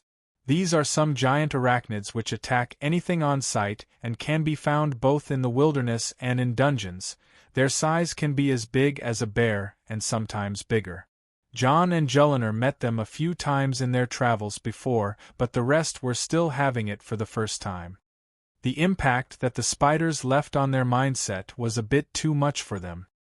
These things are going to leave me with nightmares. Yeah, look at that hair on their back and legs. Come on, guys. They are cute. Jellinar seemed to be okay with it though. The team moved through the tunnels of the mine, going in a curved way down to the lowest part.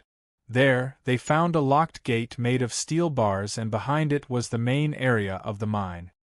You smell that? Ebony. Alina said. You can smell ebony? Wulfr looked at her with a taken-aback smile. Ebony is the crystallized blood of gods. All the ebony in Skyrim came from the heart of Shor, so a child of Kine like Alina would surely be sensitive to it, Bjorna said. Oh, I see. Wulfr nodded. Also, the Moonblade have an ebony mine, so I am very familiar with it. Alina added up. It's cute and all, but look at that. As they passed the mine, Jellinar discovered something across the mine and pointed it out. There was a big collapse site and there was a hidden open in the wall behind it. So that's it, huh? John realized it. What is that about? You see, when I took the job from the foreman, he told me that the miners brought down some wall that opened to an ancient Nordic ruin. Draugrs came out from it and attacked the miners badly. Once the East Empire Company found out, they sent out the best explorer in Solstheim with a group of men to explore the area, and they never returned to the East Empire Company. Decided it is not worth it if it is that dangerous. This in front of us is the entrance to the Nordic ruins. John pointed at the opening in the wall and stepped towards it. Wait. You said the East Empire Company's people couldn't do it. You think we can? Bjorna said. It is going to be challenging, but I have my trust in all of us, cousin. Remember to watch for traps carefully this time, and use short weapons. The place is tight and large weapons like greatswords will get in everyone's way. Roger. Jelinar switched to a sword right away. As all of them switched to maces, which is the most effective weapon against undead dragons, John started conjuring undead to act as scouts once again and commanded them to get in the ancient Nordic ruins. Just as the scouts entered, enemies appeared. Oh, that's fast. Those undead are sure lively. There was not much time to waste, and the team started walking carefully in the ruins, anticipating a real fight. Time passed and the place was really hard to proceed through. In every corner there were draugrs, and they were truly relentless. John broke 2 maces during his fight alone and had to use magic to end it. He was mostly saving some of his power for detecting around the traps and for the final fights and emergencies, but it wasn't really working out well. John had to take a trap for Jelinar, who activated it without noticing. His arm was full with poison needles that came from the wall nearby. After resting for a while and drinking some poison antidote, John started to hallucinate a bit. He turned to normal an hour later. Did I do anything embarrassing? He asked. No, not at all. Alina just was worried about you when she put her hand on your forehead. She said, "He is so hot." Then you woke up and said, "Title your sex book," and collapsed again. Jelinar laughed out loud as she said so. John looked at Alina with a frightened face, but she was looking away. Oh boy! His head almost blanked out, but he managed to keep it together. Okay, let's just keep going forward. This is our second day in this ruins, so I hope you all took a good rest. Yes, we did. Okay, forwards again. The exploring this time took a bit longer and the enemies were a bit tougher. Wolfer and John found a Stalrim deposit in the Barrow and mined it. After that, the team managed to break through the ancient draugrs and arrived at something bizarre. John was at the end of a tunnel overseeing a large room. He simply jumped down from the tunnel's end and stepped into the room, followed by his group. Can we go back after this? Yes, we can teleport out, but we are still going forward. Forward where? There is no way out here. No, there is. John walked into the room and arrived at some old skeletal remains of 2 long dead men. This is Crescius's grandfather, the one who led the exploration into Raven Rock mines, and that is what I was looking for. John walked forward and picked something from beside the skeletal remains. It was a sword made of dark and red metal. It gave a hint of silver, but there was more. John obviously knew about the weapon, and it was one of the main things he was looking for. The Bloodskal blade. An ancient Nordic artifact. In appearance, it is an enchanted silver longsword decorated with red markings, but the enchantment in the sword made it feel strange. John also knew about it and was very excited to study it. He was eager to try it as he wielded right away in one hand, and it fitted him perfectly. John has a large body, so if he used a longsword in one hand, it wouldn't be any different from using a one-handed arming sword or an imperial gladius. John didn't wait anymore and focused his all on the sword, then made a strong wave at the far cave wall. Without any introductions, the Bloodskal blade unleashed a red ribbon of mystical energy that flew directly at the cave's wall and struck it hard. As the clash effect faded, there was a mark on the faraway wall. Awesome! He could suppress his curiosity no more and ran towards the wall to check it out and feel the energy traces from the red energy ribbon of the Bloodskal sword. He wanted to understand the enchantment, but this it was more unusual than he thought it would be. It felt like more of a natural power rather than enchantment. If I try to compare it with anything I know, it would be the aura art. It means that this sword has an aura on its own, or it has some sort of mystical enchantment. Something like it was imbued armaments magic, or maybe it is that. John started thinking to himself. He thought of it deeply, but he only could remember one thing about that subject. In history and lore, there was no art that can make the magical items magical except enchanting, but imbuing weapons with energy is a secret art. John started remembering such examples. 2 of them he saw being performed by his father Jonrad. He once showed John a Dragon Knight skill called Searing Strike. The sword literally launched the short-range fire attacks that hit the target a few meters away. The second skill was Molten Weapon. That made Jonrad's sword get infused with a strong wave of energy that made it as if it is a sword of lava. These were 2 skills from Jonrad's arsenal that really impressed John, but he knew that Jonrad's battle spirit art, or aura, was on a completely different level from normal people. The other person who could do the same with a frost aura was Sigurd Moonblade, Alina's father. The other example was easier for John to figure out, but hard to figure out on his own. That was a spell that he read about that is called Imbued Weapon of. This spell was created by the monks of the Sigic order, the masters of mysticism from the Isle of Artium. These people had a secret art that can infuse magicka with a normal weapon to make it show an effect, either to empower it or make it launch elemental attacks. This imbue weapons spell was the basis that the non-Sigic mystics created the Soulfire, one of John's favorite spells from Soulfire. You too can imbue weapons with magic, but only enchanted weapons, as they use the magical veins inside the enchanted item to channel the energy. The possibilities of these ideas were limitless. The Bloodskal blade gave John enlightenment in both aura and imbuing items. He understood that aura is an energy combined with a nature. The magicka too was also an energy that comes from one's spirit, but where is the link? What if I linked the aura and my magicka together? This idea popped into John's head, and he was not going to hold it back anymore. He unleashed his aura, the shone with green effect around him. This is the madness aura that he likes the most, and started to apply a soulfire on it. It was different than anything, but the aura was a bit hard to harness and link it with magicka. The reason because the aura had more freedom than magicka in terms of usage. It needed a catalyst. Something strong, something wild. John could arrive to the answer right away. He felt his own magicka pool and sensed the energy that he left for later to meditate with it. There were some of it still left, and it was under his control. Without thinking, he linked that Padamic energy with his magicka and his magicka with the aura right away. Changes happened to his aura. The green color of his aura started to become darker and heavier. It left no trace of green and started to move around in dark, yet unrecognizable grades of color. It started to change again, and John felt he was losing control of it. He added the catalyst, but it made it too wild.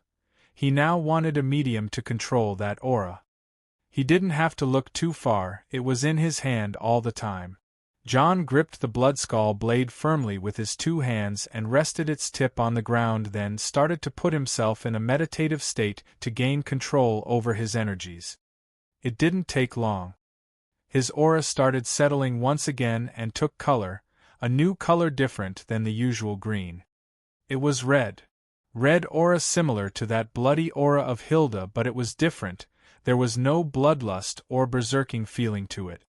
There was dominance. Complete utter dominance. Superiority. Highness. Majesty. All the haughtiness in the world. It was power. A power that gathered all the concepts of what power should be. It can drive people to madness, it can make them kneel, it can affect both physically and mentally, it can take forms and do harm. Nothing felt more complete. The red layer of aura around John gave off this nature that John liked more. He indeed loved to overwhelm his enemies, but this was another step on that path. This was the power he needed the most. He held the sword up once again and waved it one more time. The red ribbon of energy was unleashed, but it was bigger, faster, stronger, and far more powerful than anything else. Once it landed, it cleaved through the cave's wall. It didn't leave the same pathetic mark from before, but it tore the wall as if a dragon marked it with its claw. That power was comparable to an expert-level spell. Its casting time was short, way too short. John didn't stop here. He made his aura take a physical form on his left hand. It was simply a spear. With a simple command, the spear dived into the wall of the cave and left another mark once again. John wasn't shocked, or rather he couldn't be shocked. His aura led him to a new realm of thinking. He was not controlling power, but power was controlling him. Will this be all right? He thought. Deep down, he realized that he was losing control, but he loved it. Freedom felt good. He felt like he can do anything, but he started to feel afraid of himself. Too much power with a weak control over it. It would lead to a disaster. He tried to hold back his aura, but it was too powerful and imposing, not listening even to him. Power has its own pride after all. If he can be just a little bit stronger, just one bit stronger. He was about to be desperate, but a helping hand came in time. It was none of his companions following after him. These 5 were completely in a silent and frozen state. The ironic thing about this helping hand that it was his own left hand. It moved on its own and cast a lightning strike spell towards himself. It was acting on its own. John was not commanding it, but the left hand was acting as if had a mind of its own. John felt the pain vividly and his aura retreated back right away. Pale-faced, he fell on his butt, catching his breath. Despite being out of breath, he felt that his mouth and skin were all dry. Not only him who was having it hard, John felt 5 thuds behind himself and looked at it right away. It was his 5 companions who were following him. They all looked as if they were experiencing something terrifying. Oh boy! I am so sorry. John realized that his aura affected them badly. They were on the wrong side of the cannon. It took them all a few minutes to calm down. John, that was, are you? Alina murmured. No need to talk now, rest first. Long story short, my aura advanced and I almost lost control over it. I was too weak to do so and it got to my head. You? Too weak? Wolfer asked in a shaking voice. John nodded and looked to his left hand. He closed his eyes and sighed. Thanks, Shadow. You're tuning in to the Phoenix Knights YouTube channel. Don't forget to subscribe and join us on this journey to catch the most captivating stories.